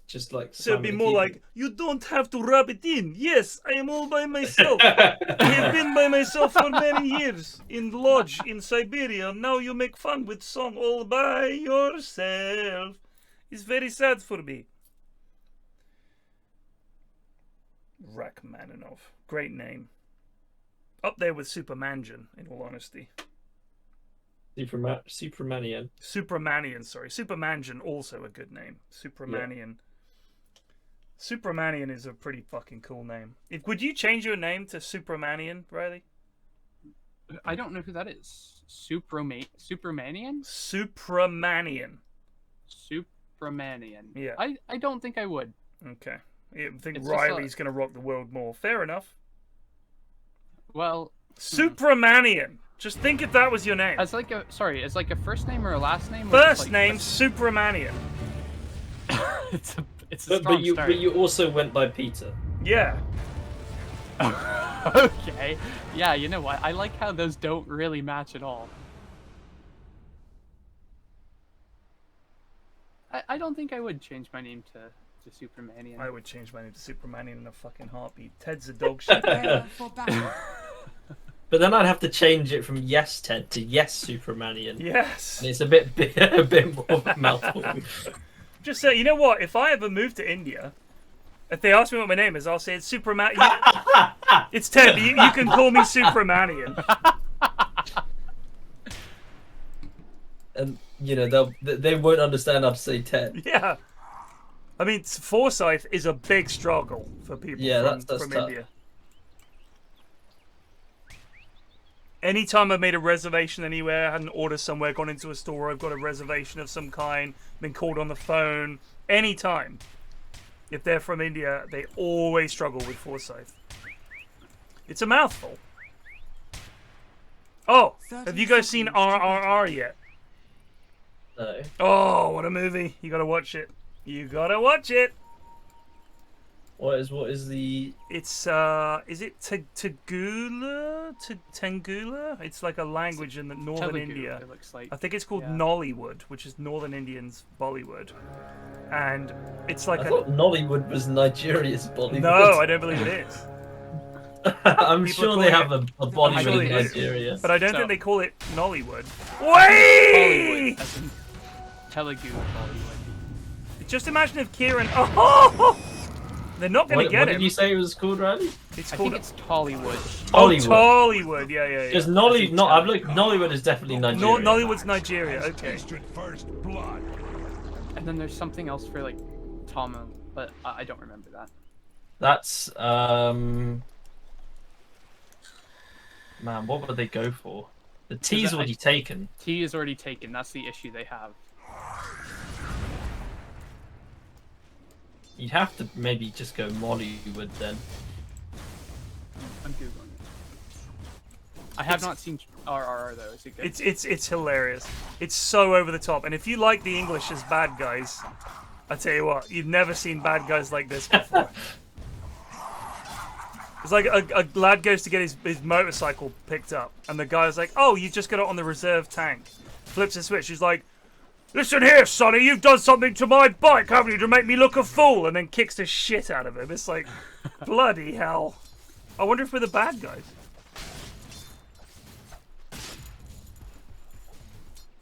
Well, is this an Indian production? No. Oh yeah. Oh yeah, we're the bad guys. We are 100% the bad guys. But there's a fight scene in the first like 15 minutes that is absolutely unfucking believable. And there are some very ropey special effects, but it's such a fun movie. And it's got like musical numbers in, it's got everything. The musical numbers are always my favorite. They're always just completely absurd. It is so much fun. It was just so much fun to watch.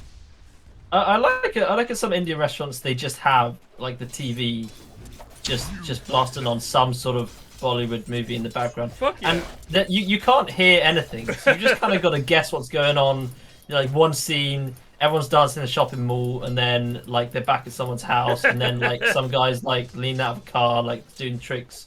And then there's a dance scene on a construction site for some reason. Yeah. Lad's at work. He's got to dance a bit. Do you speak anything other than English, Aswin? No. Good on you, son. Good on you. You would have been one of the bad guys in the movie. Not fluently. What is the language of Mauritius? Or is it like a whole bunch? They speak in order. Well, they're like the sort of the mother tongue would be like patois, right? Which is a mix of French, English, Hindi, a bit of like a mix and match. Right.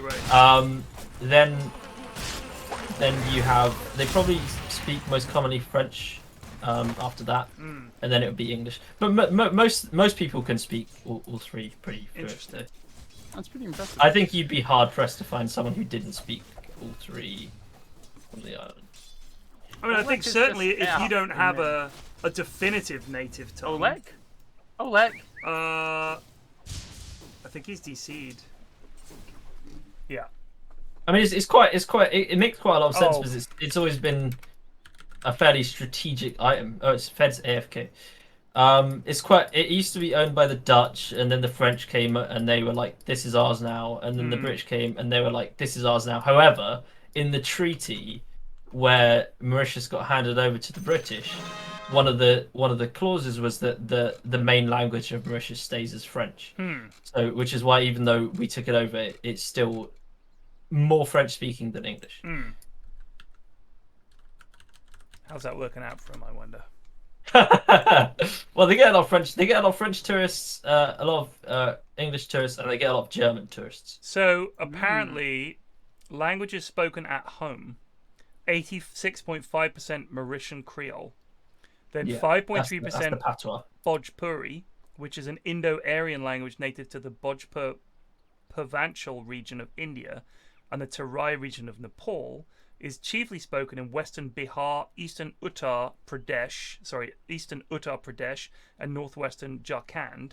It is an Eastern Indo-Aryan language and is of 2,000, spoken by about 5% of India's population. 4.4% speak in French, and then 1.4% speak two languages and 2.4% others, including English, Tamil, and Chinese. So Mauritian Creole. I presume that's the main language. That's the language is spoken at home. So people speaking at home. So Mauritian Creole, or Maurician, formerly Maurician, is a French-based Creole language spoken in Mauritius. English words are included in the standardized version. In addition, the slaves and indentured servants from cultures in Africa and Asia left a diverse legacy of language in the country. The words spoken by these groups are also incorporated into Mauritius. Yeah. So I mean, the idea behind Creole as a concept is it's African based, but it's a mix and match of loads of things. But, so I you mean, hear yeah, like yeah, Creole is like just a bloody mess. But like sometimes you'll listen to them speak and they'll just say like random words and then they'll be like cardinal, and you won't be able to understand what's going on. Right. But I find that when I hear people speaking the various English languages, is quite often you'll hear Indian languages, I should say. You'll quite often just hear English words dropped in. Yeah, and not in a way like where you hear, say, French people say weekend or, you know, McDonald's or whatever. I'm talking actual English words and phrases, which are either there's not an equivalent for, or the languages just aren't built for some modern words, or they just haven't caught up with. It would be like if you know you trying to get the Latin word for computer, it just wouldn't make any sense.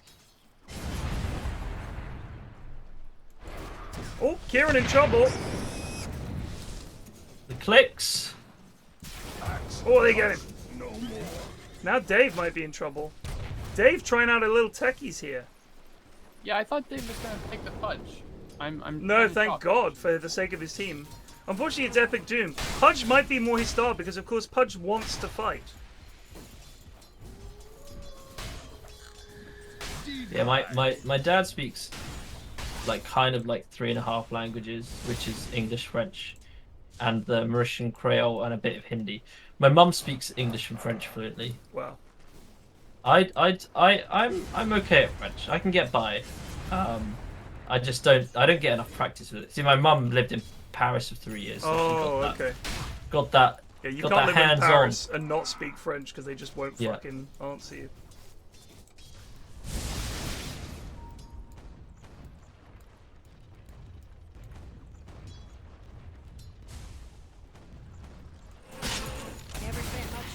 But my mum is just quite good at languages anyway. But she did like French and Spanish at university, and she like lived in Spain for fucking half a year as well. So she went to Japan by herself when she was 18. Right.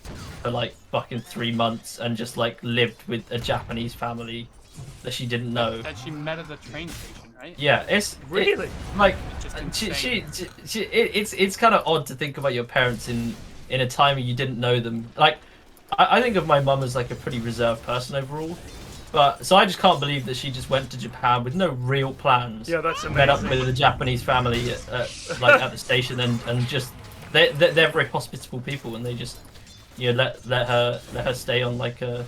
What if culturally they felt required to be hospitable, but they're like, when is she gonna fucking leave? Gee.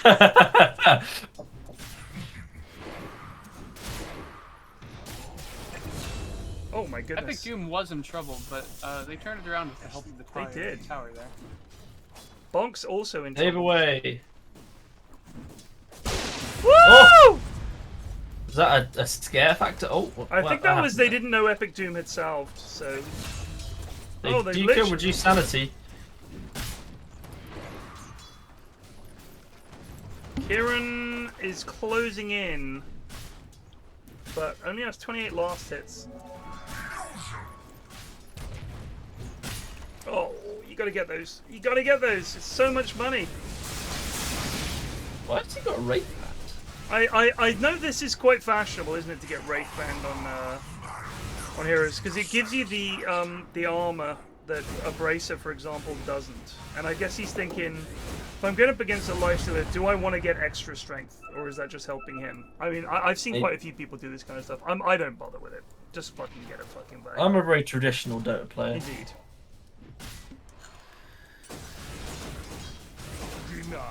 What kind of Shadow Fiend is this going to be? Is this going to be the one that we lost to the other day, who just got Arcane Blink ASAP and fucking owned us, or is it going to be something else? He's getting all these runes. Jacus has really not got any rune control here, apparently. Oh, that's a long-range E. Turn around and kill Bonks. Bonks is fine too. These are a couple of beefy burgers. Yep.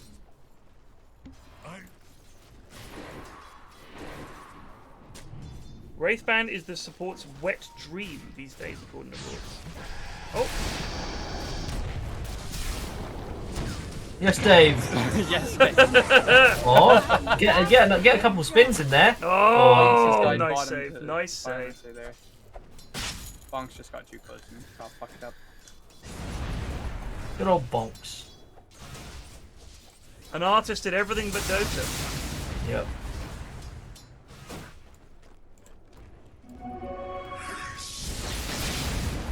Oh, this could be trouble for Jacus. It would be nice Sydney's to be here too. good at something. Oh, here comes Pure Sanity. They get it. Art. I feel like the things I'm good at are just like not that practically cool. Right. Yeah. No, I'm with you. Woodworking's pretty cool.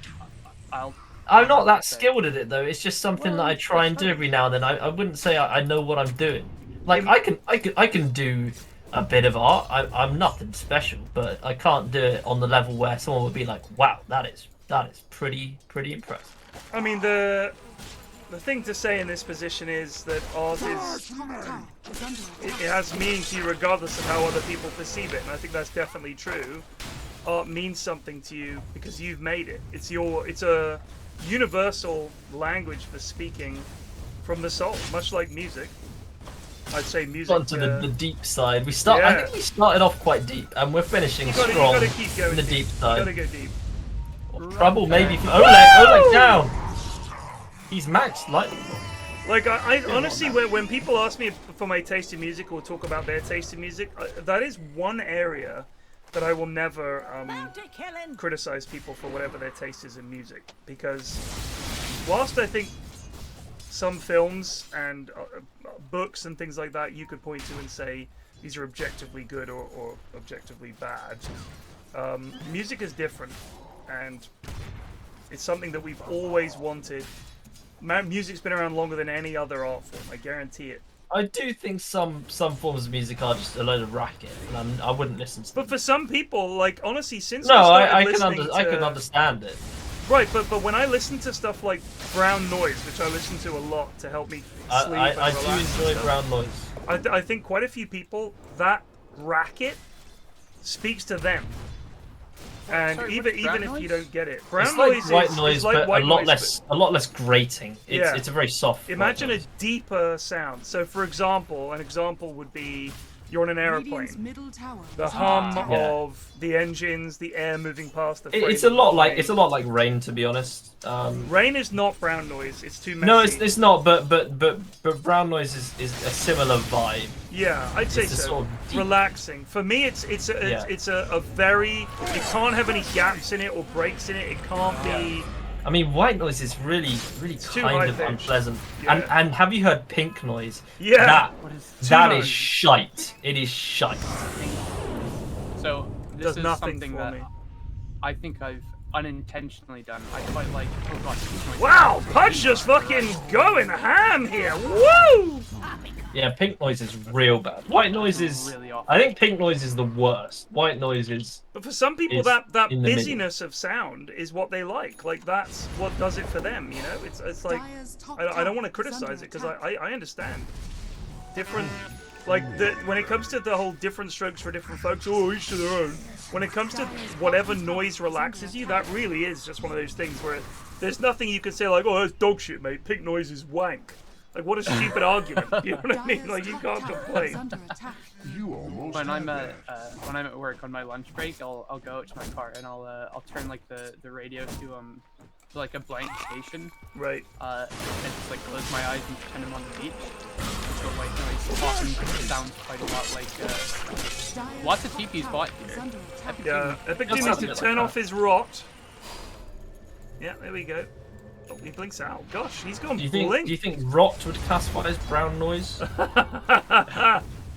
I think it probably is brown noise, yeah. They're looking for a big fight here. I'm amazed the SFTP This is crazy. Everyone is still down there. Everybody's in. Dave is coming in. Here comes Dave! Nice! Oh, Dave's actually done it.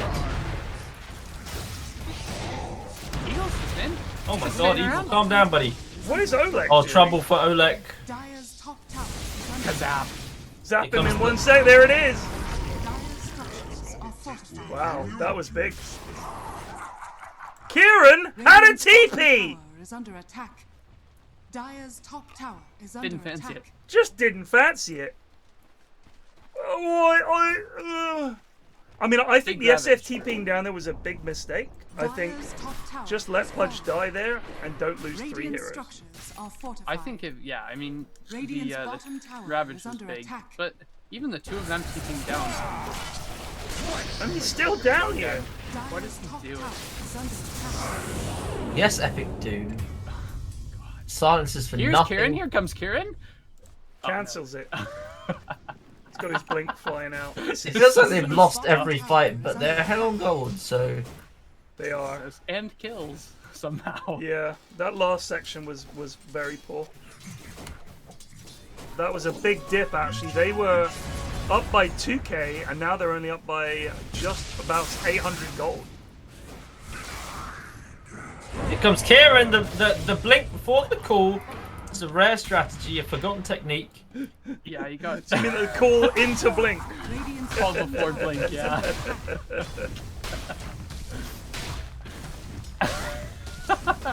That's not something you hear the commentators say very often. Ciaran with the cool blink. It's dreadful. Reduce sanity. Get out of this, son. Now he's going mana boots. Please tell me that he's going to go mana boots and tranks. Please tell me. Sorry, Oleg has bots. he's got tranks into He has tranks, mana boots. but look, it looks like he's getting mana He boots. does have mana beats queued up. Oh boy, God, wanna I see hope he this. does. Oh my God. I want to see this. Trouble for Oleg. Wow. Oleg down. Gake is NZ, kind of bossing it around the map at the moment. yeah, NZ was very close to blink. Just needed to Dire's bottom chill, tower but even is if under with the attack. blink, the thing is the Zeus is always going to be giving you that long range blink cancel. Even like at the start of a fight, I think just fucking mash R. Dire's Cancel bottom all tower those has blinks. fallen. See where all the enemies are, job done. Random guy has a hood, so he doesn't care too much. Here Epic comes Doom the goes blink in eat. with It has not worked. That This was is an incredibly absolutely strange decision. fucking shocking from Epic Doom. Oh boy. Oh boy, Here comes the blink call. He does get the call off. He has got it in the right order. They do get him. Misses He did the it that time. That was the crucial bit of tech there. Was blink then call. Look at that Cap. He adapts to the gameplay. He notices the mistake he made last time, and that's a good play. That's That's right top back in the play game now. right there. They're right back in it. He did miss the dunk, but you know beggars can't be choosers. Sydney. I do miss that one game of pure American cast of the Monster Moments game. I don't remember. It was a game where we were just pretending to be American casters and being really enthusiastic about everything, and like never shit talking anyone. Always claiming there was some very positive, some very positive reason why they did things. Like, and look at the space he's freed up with So this much space. this feed. I mean, this is just great space here for the carry. He understands the game better than most when it comes to when and how to feed, and that's how he enables this team. Just a power play here from Dave Yognot. On a whole nother level. A lot of people looking at him for the future, saying, could he be the best POS 5 in the world? And you wouldn't find many arguments against that. Dave Yognot, absolutely superb player. Showing his talent and his skill here with that feed. Yeah, we could do that again. Unfortunately, reduced sanity looks like not going to boot strat. No, he's just got it. He's just got it stuck in He's his got it thing. queued up, Maybe he but doesn't understand how to get rid of it. Epic Maybe he Doom, just doesn't use the blink Q shift, into Ags is going to make him a real threat. And we saw those initiations on Tidehunter, the Kraken Shell. He's proccing it early so it doesn't get procced by anybody else in the fight. That's it's just good thinking. Forces out the Ravage from Forcing out the Ravage every time. from the Tidehunter. And remember, his death time is is much less than the Ravage cooldown. So Exactly, taking advantage of that. And remember, that's exactly that is exactly right. And remember, oh, you're right. I'd forgotten. Gosh.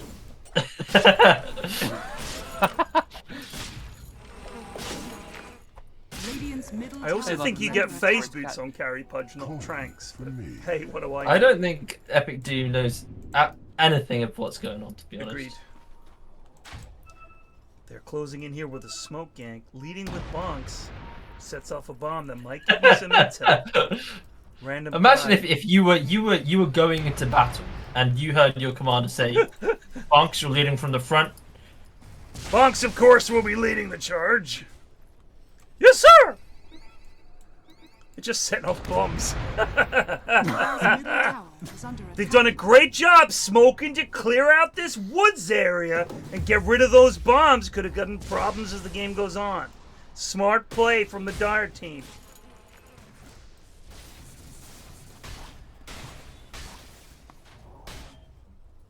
Redless, stop thinking about it. Also, Red, you're dreadful at Dota, mate, so I think you're these lads are above reproach as far as I'm concerned. Tower is under attack. Redless is like a driving instructor who can't actually drive themselves. Dire's top tower is Here you go, Red, think about that.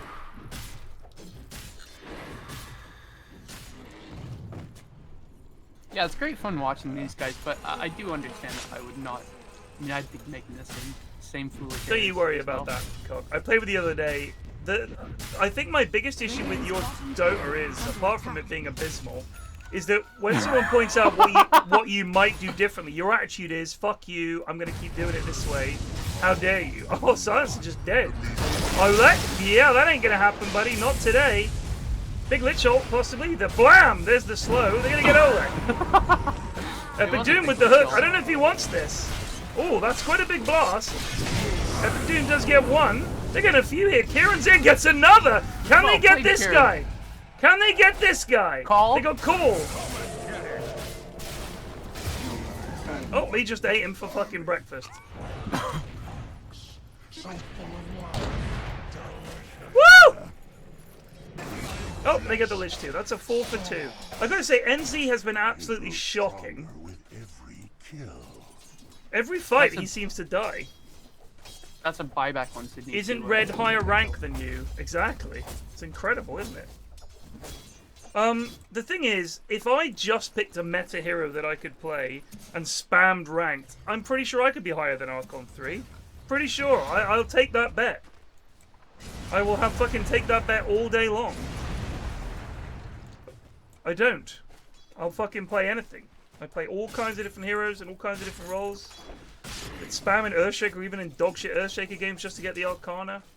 Rank, once you get up to a certain level, it starts to mean something, but Legend and below, I think it's fucking absolutely bloody meaningless most of the time.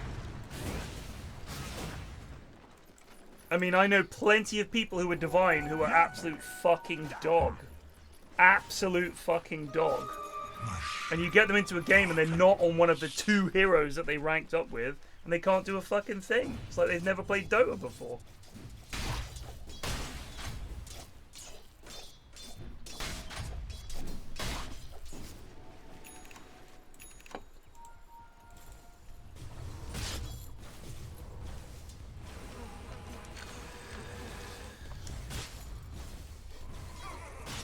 I'll never play ranked solo, it's just too fucking dull. I'd rather play with the goons. For one thing, if I keep my rank nice and low, I might approach representing some kind of value. I definitely play with people who are higher ranked and throw games much harder than I do, so I'm happy. At Luke. Luke is messaged me. Wow! Oh, kablam! Stormy Eagle's kind of killing it this game. That's a big call. Oh, cancelled by Zeus. No fun for you this game, Ciaran. Radiant's middle tower is under attack. Radiant structures are fortified.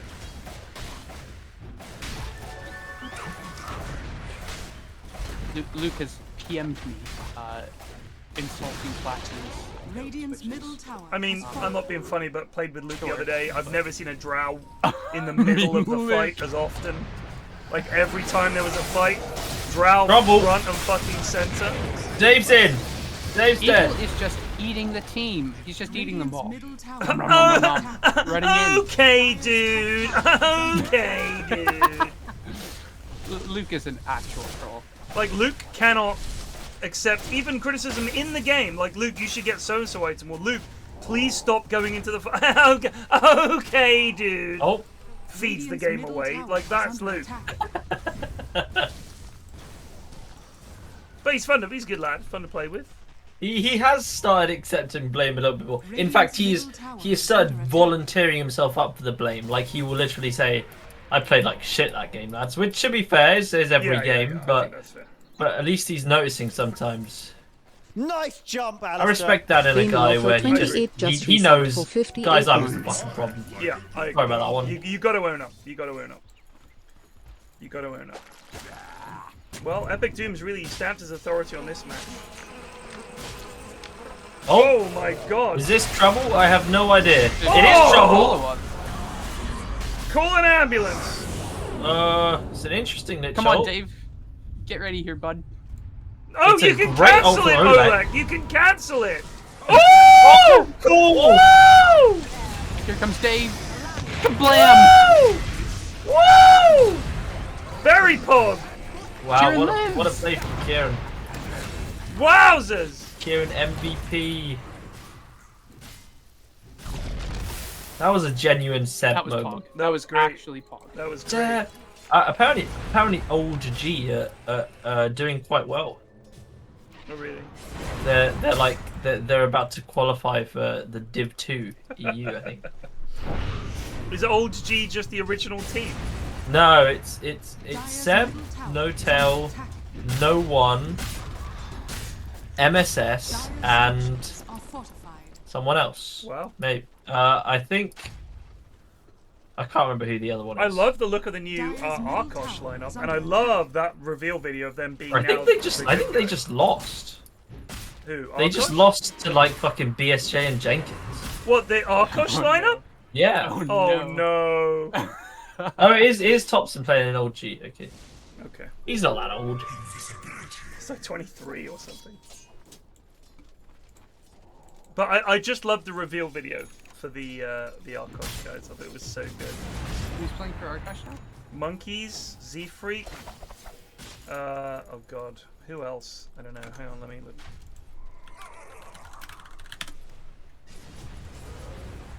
Arkosh are It's losing Koikva, right now. Excalibur, Monkeys, Z Freak, and Febby. Like that is a fucking fun team. Arkosh are losing right now to a team called Magnus. Oh dear. Sydney. Who've got a Peruvian guy called Nada, two Canadians called Jack and Nikola Jokic. Let's maybe. go.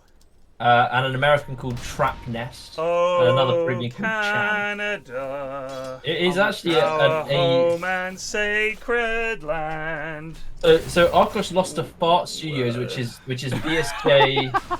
It's BSJ, Jenkins, and a few other lads. Stop initiating on the Tide Hunter. Kablam! Oh boy! Oh god, this lit shot was pretty insane. That's Very good. Really good ult. Please stop initiating on Tide. Please, please, please. I'm begging you. So I think if Arkosh loses, they're just out of the qualifiers entirely. So I mean that's a pretty decent team, like overall. Like there's no like slouches I see in there. And they cannot fucking win the qualifier to Div 2 NA. Alright, Cock, how's this? Oh, Canada, our home and native land. Did somebody correct you about that? No, true patriot love in all He's of reading the us command. With glowing hearts we see thee rise, the true north strong and free. From You gotta sing it with him, Wiley. It's pretty good actually. Okay. Oh, it's a banger of an anthem, and it's certainly got more words than "God Save the King." As a half Canadian, I'm gonna claim God it. Save the King. Yeah, go for it. I fucking love Canada, man. Great country. Canada is pretty legit as places go. Has been killed. I think you jump in there into a hook. It's almost as legit as Drumshambo. Drew, what? Sorry, what did you say, Ashwin? Said it's almost legit as Drumshambo. Fucking, I didn't like Drumshambo. What's Drumshambo? It's this fucking shitty Irish town that we stayed in, where we went to their they have a whiskey distillery there, as well as gin. Where was this? Drumshambo. Well, no, but you went to Ireland with Ashwin. Yeah, we did a 4-day hiking trip. We hiked what, like 70 miles or something? Wow. Yeah, this was after the camping trip. Wow. Gave Riley a taste of Ireland, eh? That's one of my other native lands. Scotland, Ireland, Canada, the weather was very fortunate, which I think improved the experience quite a lot. But the other thing about Drumshambo, which is particularly memorable, is we had a really greasy takeaway pizza there, and it was bloody glorious. Oh, Apache pizza. Yeah, yeah. The main brand of pizza, they don't have Domino's, but they have Apache pizza. That's amazing. I loved it. It was very good. It was just like this shitty shop in this like shitty high street. I loved it. Do you know what one of my favorite things about Ireland? Whenever I talk to Shane about someone I know, if they're Irish, he's like, "Oh yeah, I know him. I went to school with his sister." Stuff like that. And I thought it was just Shane being Shane, and I thought it was like kind of a stereotype. But when I was at Jingle Jam, Potato Whiskey is one of the lads there, and I mentioned this to him, and he was like, "Well, you know, I would say it's a stereotype, but then I actually popped into Shane's chat not long ago and was like, what is going on? Oh, that's a big call. This is a good call. Oh, huge call. Dave can come in. They get the Ravage almost perfect. But it's carry for carry. Yes, reduced sanity. Wow. It's quite the game. Enzi not there with his arcane blink. Gotta say, if he'd managed to blink ult there, that's a dead tide and a whole different fight. I don't know what his purpose is in this game, to be honest. He has bots, man. He's gonna go for this. He's gonna do something stupid. So, Whiskey was like, yeah, that is just kind of the way it is. Like, Irish people just know all other Irish people. It's just one of those things. It really, really made me laugh. Shout out to the Irish guy who I hitchhiked with for like 3 hours. You're from Canada, are you? I've got a cousin there. Do you know him? It was very much like that. He took me from a very small village called Kalekill to Cork, which is like a 2-hour drive. You hitchhiked, as in standing on the road with your thumb out? Yeah, he was literally who does the first that? guy. Well, I mean, listen. What? 6 weeks. Here come the tears. It was a rough time, especially Kalekill. But I thought there was gonna be like, so I was out of food, and I thought there was gonna be some kind of market or any kind of supermarket or somewhere I could buy food. There wasn't. There was one pub, and that was all they had to offer. Right. Where do they get their food? I think they must drive into a larger town, like 10 minutes down the road. Yeah. But of course, a 10-minute drive is like a day's walk. For me. Right. So I was like, okay, well, I'm not going like another day without food because I had lived off like a ramen packet. Lived off the land. We did. We had some blackberries that were quite nice. You foraged. We did, yeah. He was uncertain about the blackberry fiesta at first, but man, it's just nice because blackberries are fucking everywhere. It's God's bounty. And it was the right season for them. It was like July / August. Yeah. They're all burgeoning. We were all over them. We kept us going.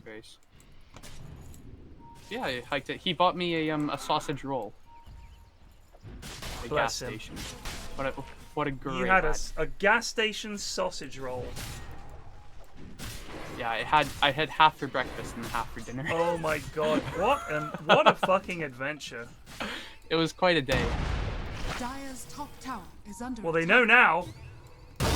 Whoa, the ravaging! Bam! There's the silence. Big silence. There's the cool. Here's the Wow! It's blown up. Big turnaround! Another great call! Where was Can I get more? The gozzing! Oh! That was a wild run from Monks, and then just skadoots away. They lost 3 there. That was big. Yeah, Lifesteal needs like Satanic, Manta, BKB, something to get rid of the silence. It's too crippling. Does Satanic get rid of silence? Yep. Wow. Purge.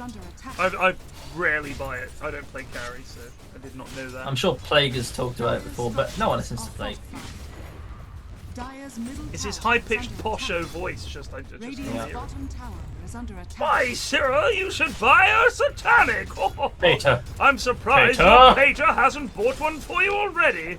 My Pater has purchased me 7 and a Lamborghini. Dyer's middle tower has fallen. Just can't hear him. He's off on a date right now. Pater. Being a big fanny. Pater, I must leave you this evening. I have to visit a lady friend. Ah, young Josh. Off to meet a lady friend. I'm meeting Lady Juniper. Would you like a bag of diamonds to impress her? No, no, Pater, it's fine. The gold suit I wear is impressive enough.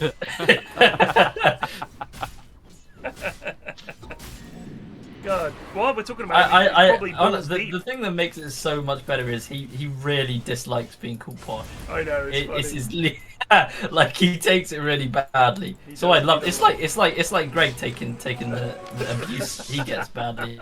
It just means it's gonna happen more. Yeah, it's just lads. I'm sorry, that's how we roll. We're horrible to each other. Men are the worst. But also, it's very fucking funny. Plague is legit shagging right now. Was bragging about it last night. A Plague is not. I wasn't there to see it, but he did tell me today that he's met a really nice girl. Oh, she's rich too. Pater does approve. Pater, don't worry. She's 3rd in line to the Bulgarian throne. It's like game of CK.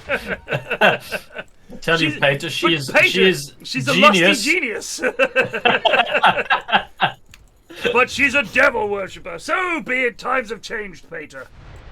I tell you what. I would love a sitcom of just of these interactions. Yeah. I tell you what, though, these bombs are doing a great job of fucking up all their smoke gangs. Yeah, it's actually pretty handy. They're just everywhere in random places. I don't know how Dave got all these down. What is this? Exclamation mark posh. The posh one is Plague 34, regular in-house caster, God of Lone Druid, and Pyrion's 2nd adopted son. Who's my first adopted son? I guess. Is it Bleepo? I guess it's no fuck off. I guess it's fun. Isn't that on the wiki? I don't know. Isn't that on your wiki? I don't know who added that. That's so embarrassing. Oops. I mean, the whole wiki is like, apparently one of my catchphrases is, I have dick fingers. Which I must have said in one video, apparently. Said once, yeah. He's probably said it like one time in I think it might have been. I did a video Jesus. with fucking Hannah where we played The Forest. And I must have said it at some point then. And like all of the catchphrases are just culled from that. I mean, what would you say your catchphrase is? I mean, please lads cast your spells. Yeah. It is usually just noises. Yeah, it's just sounds. I think it would just be a loud shout. Shouting. Catchphrase, yelling. But you wouldn't have a catchphrase where you could, turn to the camera, say your catchphrase and cue laughter. I didn't do it. Yeah, exactly. I haven't got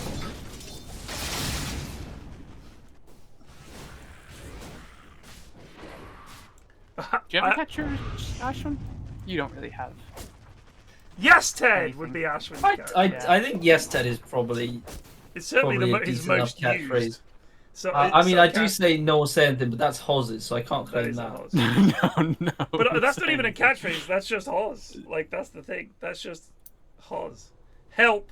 Shouted help. That may be help like that possibly. Which I do shout a lot. Dire's bottom tower I think it is under probably would have attack. to be yes, Ted, but I just say it to anything at this point. Radiant's top tower is under attack. Well, this game got real sleepy for the last 5 minutes, but it's going to explode into life any second. Yeah, they're walking into each other, or at least gearing up to. I'm so upset we didn't. We do have several tranquil boots on the team. No mana boots. Shocking. But Actually, do you know what your catchphrase would be, Ted? Go on, mate. It would just be the sound of a vape. Yeah. They're going to go on Ciaran here. This is good. They cast some spells. The silence does not seem that good. That's a good use. Can they catch Ciaran? They're trying to get him. God's sake, why is... Use your missile, man. Alright, they got him. They're gonna go on mid, possibly. Oleg's gonna ult here. Oh! Oh, Oleg! Oh! Why no spells? Just don't fancy it. Just don't fancy it.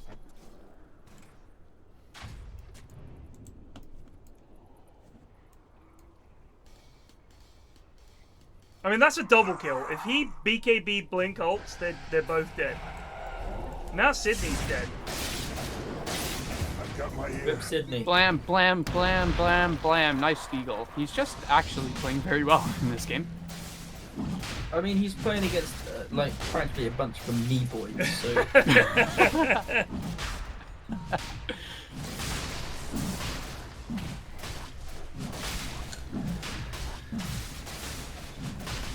Well, this is over as far as I can tell. I don't think they. I think this Pudge has been absolutely abysmal. 5k head and net worth. He's It's over. I do think it's over. I do think it's over. NZ's They're been winning bad. on win Pudge has been probability. bad. The thing is, it's all very well having the net worth lead, but that's just it's all stacked up in like SF and Ciaran. But Ciaran keeps calling Tidehunter. Yeah, it's like solo knows. calls Like, as well. It's pretty shocking. Like he had that one awesome call, but their entire initiation is dependent on him calling multiple heroes, and if they just keep their distance, and they're always going to get Ravage off in these fights. It's a problem. I don't see how Radiant wins it now that the Lifestealer is like the meta carry, and he's fucking huge. Go for my master. He's also got a Blink Dagger now, so he might be able to get on the back lines. Yeah. He might find Dave here. He is going to catch Dave. Dave's out. Leap away!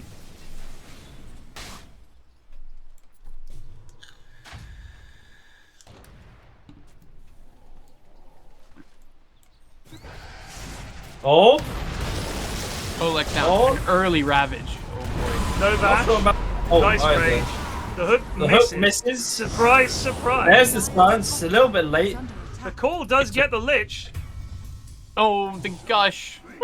The snipe from That's not. I guess that's not what you want to hear is on the back. What's Ciaran doing? What's Ciaran doing? He was in on the back line, but of course his entire team perished. I mean, yeah. When you hear he's got the Lich, it's not really that hopeful. Oh, dear. Go on, Eagle. Hit some towers. Radiant's middle tower is under attack. Radiant structures. Yeah, we're Do you know what they're really lacking in is stuns?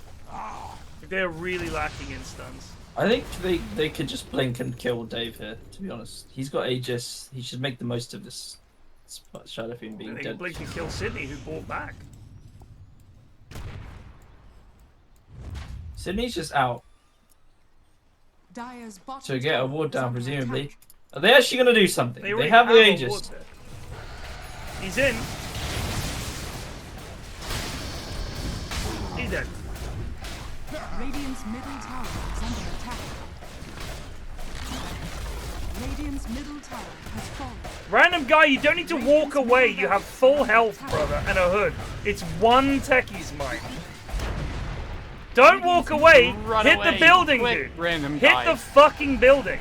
The lads are Get out so of there. scared all the time. Run. This is why the fight starts and the supports don't do shit. Like, ah! The moment anything happens, they just fucking shit themselves. Just go bot. They can't beat you. You guys won. Congrats.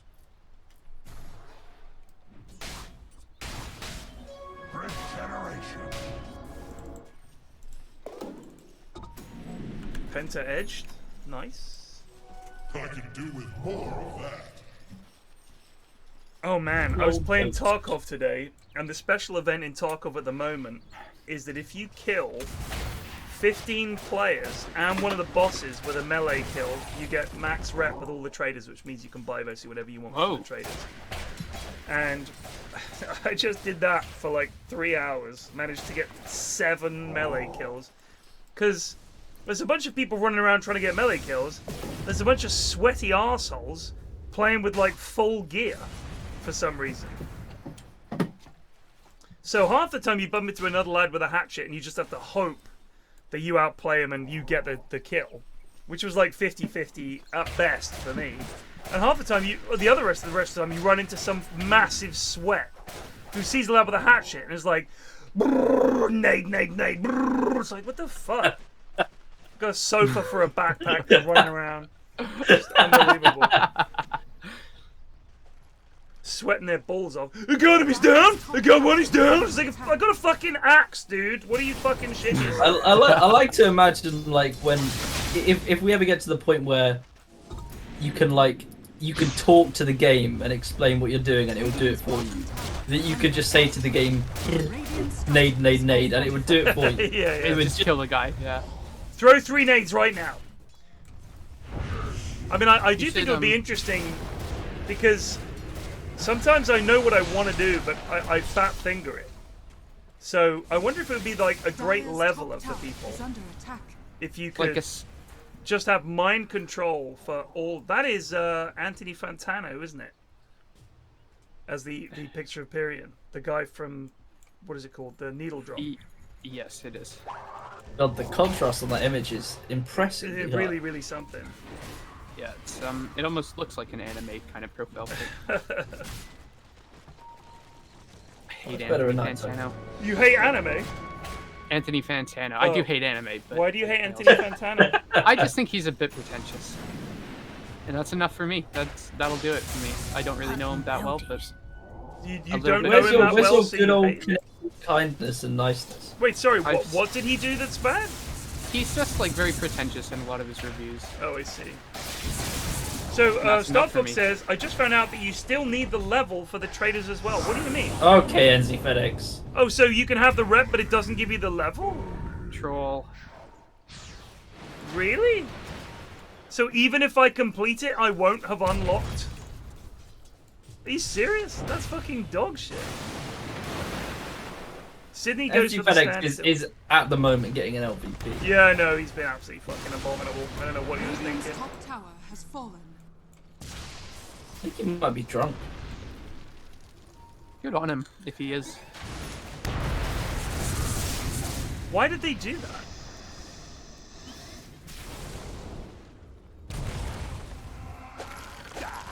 These Epic Doom's been superb this game, absolutely. He's hooked a lot of creeps. Just hit a lot of he's creeps. hooking the carty so it doesn't hit the towers, but I would love to see him hook a hero. I can't remember the last time. Post laning stage, has he landed a hook? I don't think so. I've been kind of keeping my eye on him. Okay, there's the call for some. He doesn't have a BKB. Now he does. Oh yeah. Oh my god. The hook! Oh my god. Oh, he's just also getting LVP. Delete the game. Uninstall.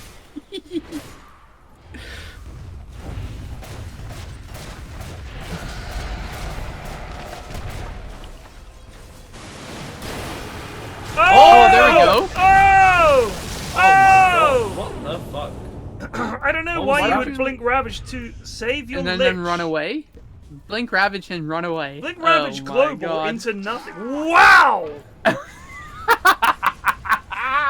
Oh god, I forgot how fun these games were.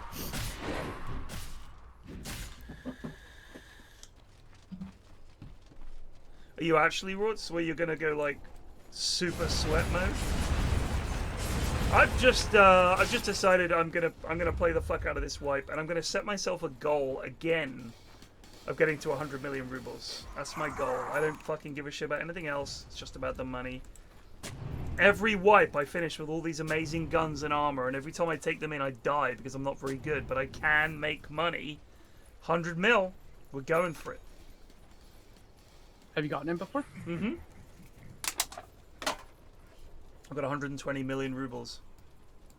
Which a lot of sweaty lads are like, they tune in to Tarkov streams and they're like, why this guy with 120 million rubles, why is he using SKS? And it's like, that's how I got the money, baby! By being cheap.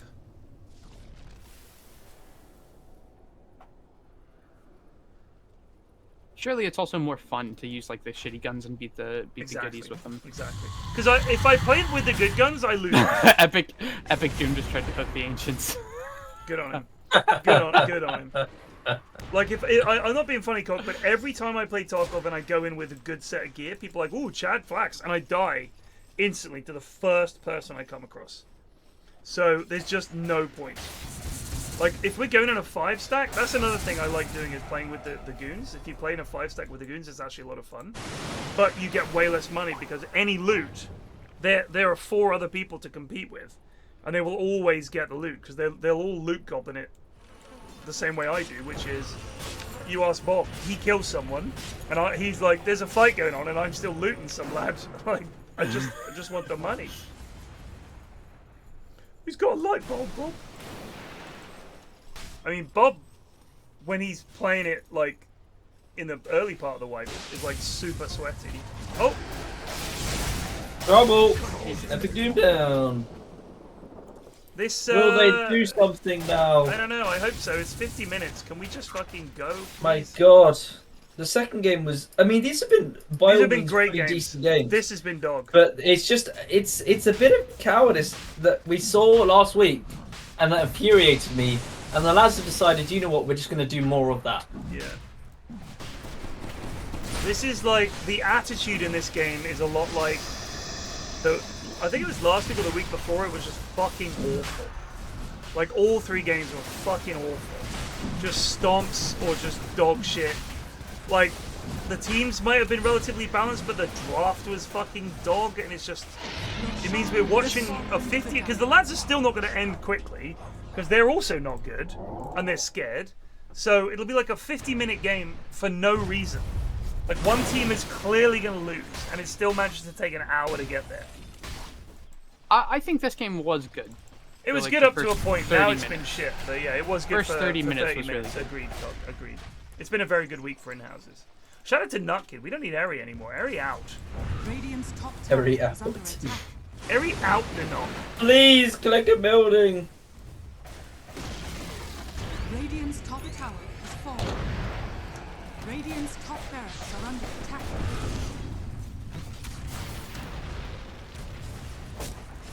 Bonks is taking charge of the high ground. She's sick of this. Yeah, go Bonks. My money's on Bonks.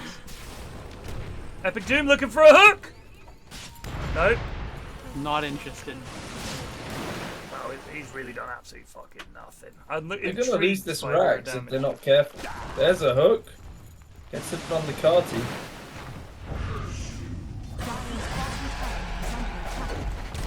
8 yards on tech. Why are you so afraid? Just get up there. You've got Aegis, Eagle. It's so slow. Fucking Fanny. Just go, mate. You just oh, blink on stance. Oh, Oleg's in. Oh my gosh. Yes, Oleg. Oh, wow. This is actually Pog. Oh, they get the big ravage off. Here comes the Eagle. Gets the blink in on Oleg. Eats Oleg. Go on, Ciaran. Gets him. There's a hook from Epic Doom. He's going to kill Sydney. Kills Sydney. Here he comes in with the call. Gets the jump past the Aegis. You need another. Epic Doom. Yes. That's big. Gets the dog. Yes. Can they get more? There's a call on Zeus. They're going to get Zeus. Epic Doom's good on Bonks. They get the dunk for him as well. Here comes another. Can they get all 5? Yes. Let's go. Big comebacks. How many buybacks was that? Oleg bought back, Radiant's Sydney middle bought back. tower is under attack. Epic Doom. Nice. That was actually good. He locked down the Tide, and then when he needed to, he locked down the Storming Eagle. That was really, really good. And no hooks are used. Not a single hook. Yeah, you don't need to use hook, you know.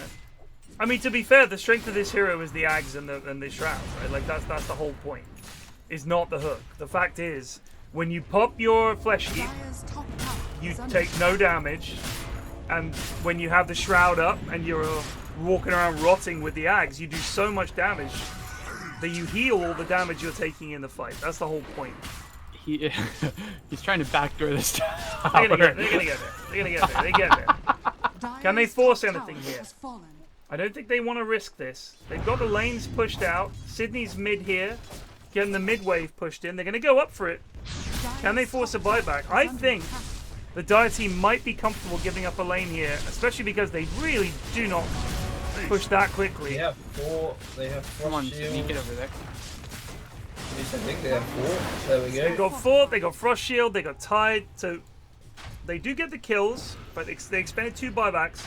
They do get the waves pushed out, but now we need to take charge of this game to do something. They've got all their spells up again. What they can't do is just go back to farming. Because the thing is, Lifestealer with the blink can pick off any one of their heroes. He's got the attack speed now, and with the Abyssal, he can eat anyone for breakfast.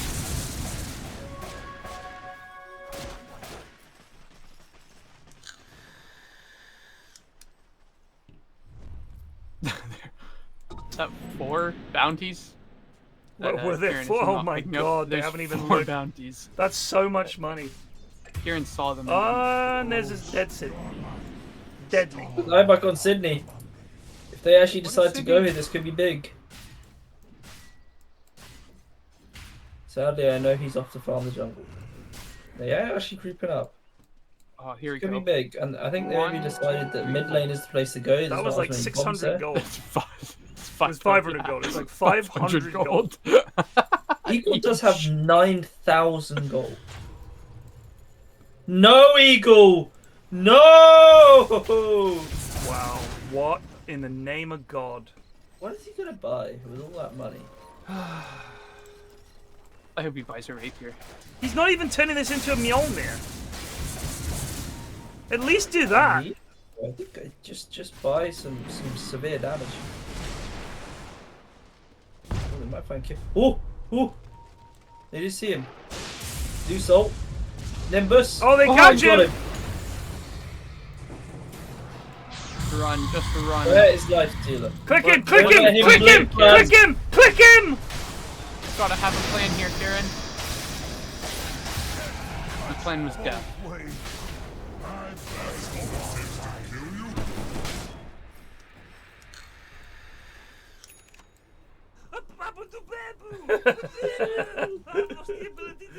I made so little money from the voice line this year. It's actually embarrassing.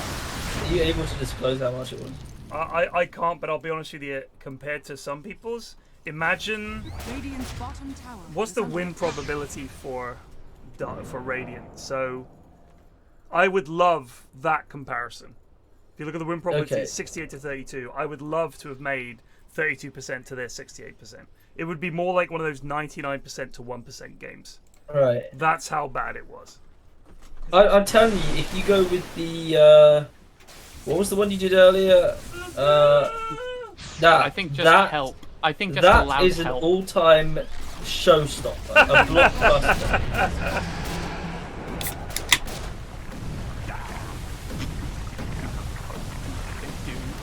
I was so scared.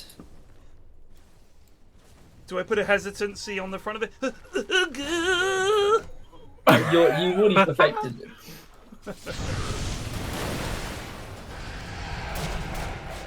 Go on, Eagle. No! God damn it! You still have like 3 seconds of your rage left. Ugh. Did you just come up with the one this year? It's just like last minute. No, it was a line in the clip. Oh, really? It was like yes, it was. They left the Aegis behind or something like that. I was like, I've lost the ability to speak. It was like that, but I couldn't recapture. I like now that you've changed the original one to just match with your voice line one, because that one seems more canon now. Oh dear. It was a good attempt. It was a bloody good attempt. It's very hard to recapture the Sometimes you can say Puzebu. Puzebu. Whatever it's meant to be. But I didn't say Puzebu, I don't think. I don't know why that was the translation. He has 8k gold and he's going BKB. I will never understand the lads. I really don't think it's possible. Why is he turning this into a Mjolnir? Which would accommodate him very nicely. Just not gonna do it. Now he's bought a fucking BKB. He's 17, 4, and 10. Also, an hour-long game to look at the amount of money the supports have is just... it's just so sad. Bonks has empty slots, doesn't have the wand in there, which just triggers me for unknown reasons. They've also unslotted wand out. Lich just bought a pipe. They're just so scared all the time. This is awful. I will never understand the lads. See, now, you think that's a great line, but you've got to think about a line that people will use in their games. And I will never understand the lads would do even worse than this year's. I will never understand the lads. Because that's just meaningless. Does he still have mana boots queued up? He does. Bless him. Reduced Anti still has his mana boots queued up.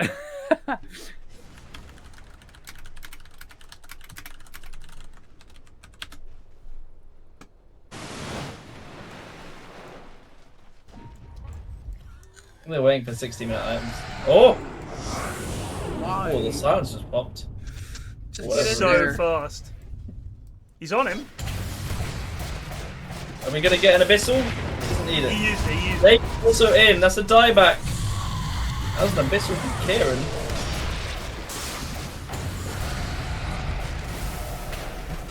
A bash. Now he realizes how fucking now it's enormous abyssal he is. dodge. There's the ravage.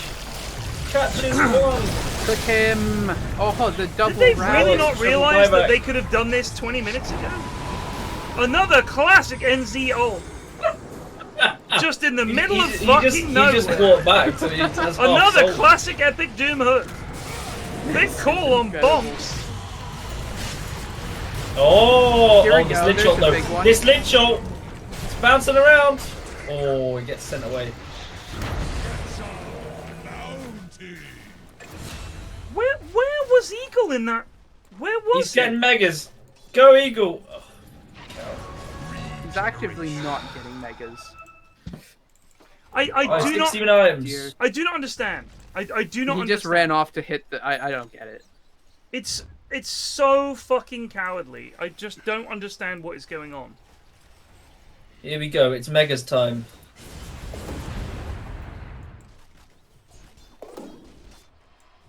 A mirror shield. That is pretty pog. That is good. I think maybe Stiggy in with pog on Eagle. The Giants. Right, you can see Axe. Go kill Axe.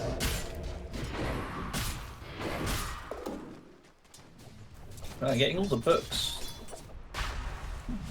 Oh my god, Radiant are doing Roche. Holy shit.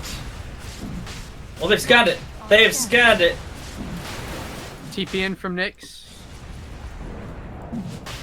They have to run. They can't do Roche at 60 minutes. They're struggling. This is sad. What's Epic Doom doing? Can't be in there. Amazing. Amazing. Wow. Where are you going? Why are you afraid? All the time! They're like, have you ever seen, like, ants try to find their way? They're like running around the kitchen floor like ants. They just don't know. Pirate hat, that's nice. I'm telling you, it's like Brownie in Motion 10. Yeah, you know, you're right, mate. It's like Brownie in Motion. Yeah, I think I agree, actually.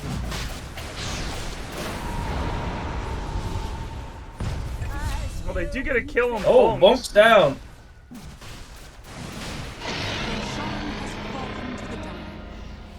He's got the refresher, so he can have double rage.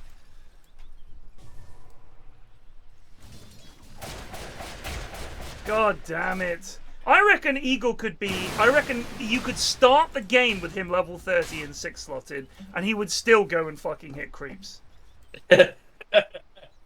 They're dead for a minute. There's 2 diebacks. They've got Book of the Dead. All the creeps got. They got Aegis. They've got Refresher. He's worth 47k. Radiant's bottom barracks. Get those racks. Radiant's bottom barracks has fallen. Oh my god. Get those other racks. Radiant's top barracks. There's no one, Jake. Well, that old wow, it does so much damage. They got him. Big oh, that's a call. nice call though. Huge call to this. At the end of the day, what does it all mean? There's a Ravage. There's another one. Here we go. No mana. Now he has mana. There's another Ravage. And the game goes on. Fuck this. They're all back up though. They are all back up. Oh, it's a call on 2 of them. The Bash though.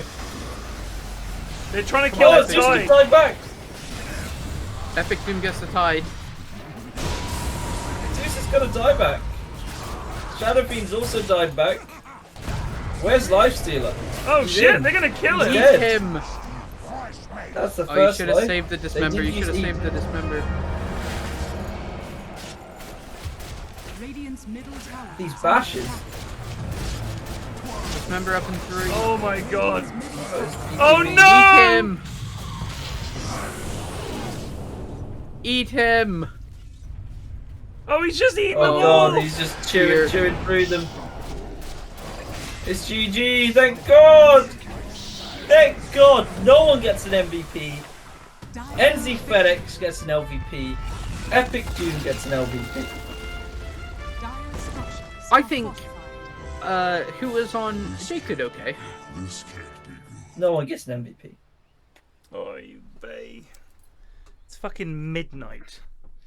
Well, thanks for that, guys. Yeah, well done, Riley, mate. What a week for me. At least I have nothing on. So. Yeah, that's true. Congrats. Thank you, lads, for stopping in and casting after old fucking Mr. Moneybags had to step out and go polish his fucking marble statues and lick. Is that what you call sex? Yeah, and lick the Elgin marbles. I'll tell you what, Hubert, I polished some marble statues last night. Did you indeed? Oh, intriguing. Right, anyway, lads, that's me done. I will see you guys manana and over Christmas. I hope we can do this again. Sir. Good games. Peace out, boys. Go sleep. Right. Go. Right, thank you to Nutkin for stepping in this week to fill the Eri-sized hole and organise these in-houses. Thank you very much for doing that. Thank you to all the lads that took part. And we will see you guys tomorrow for some... I'm going to try and get that fucking Tarkov quest done if they fix it. Otherwise, we'll just be ratting, playing some Dotes, chilling out. It's Christmas. It's Christmas, by God, so we're just going to chill. I'll see you guys then. Cheers for watching. Take it easy. Peace out.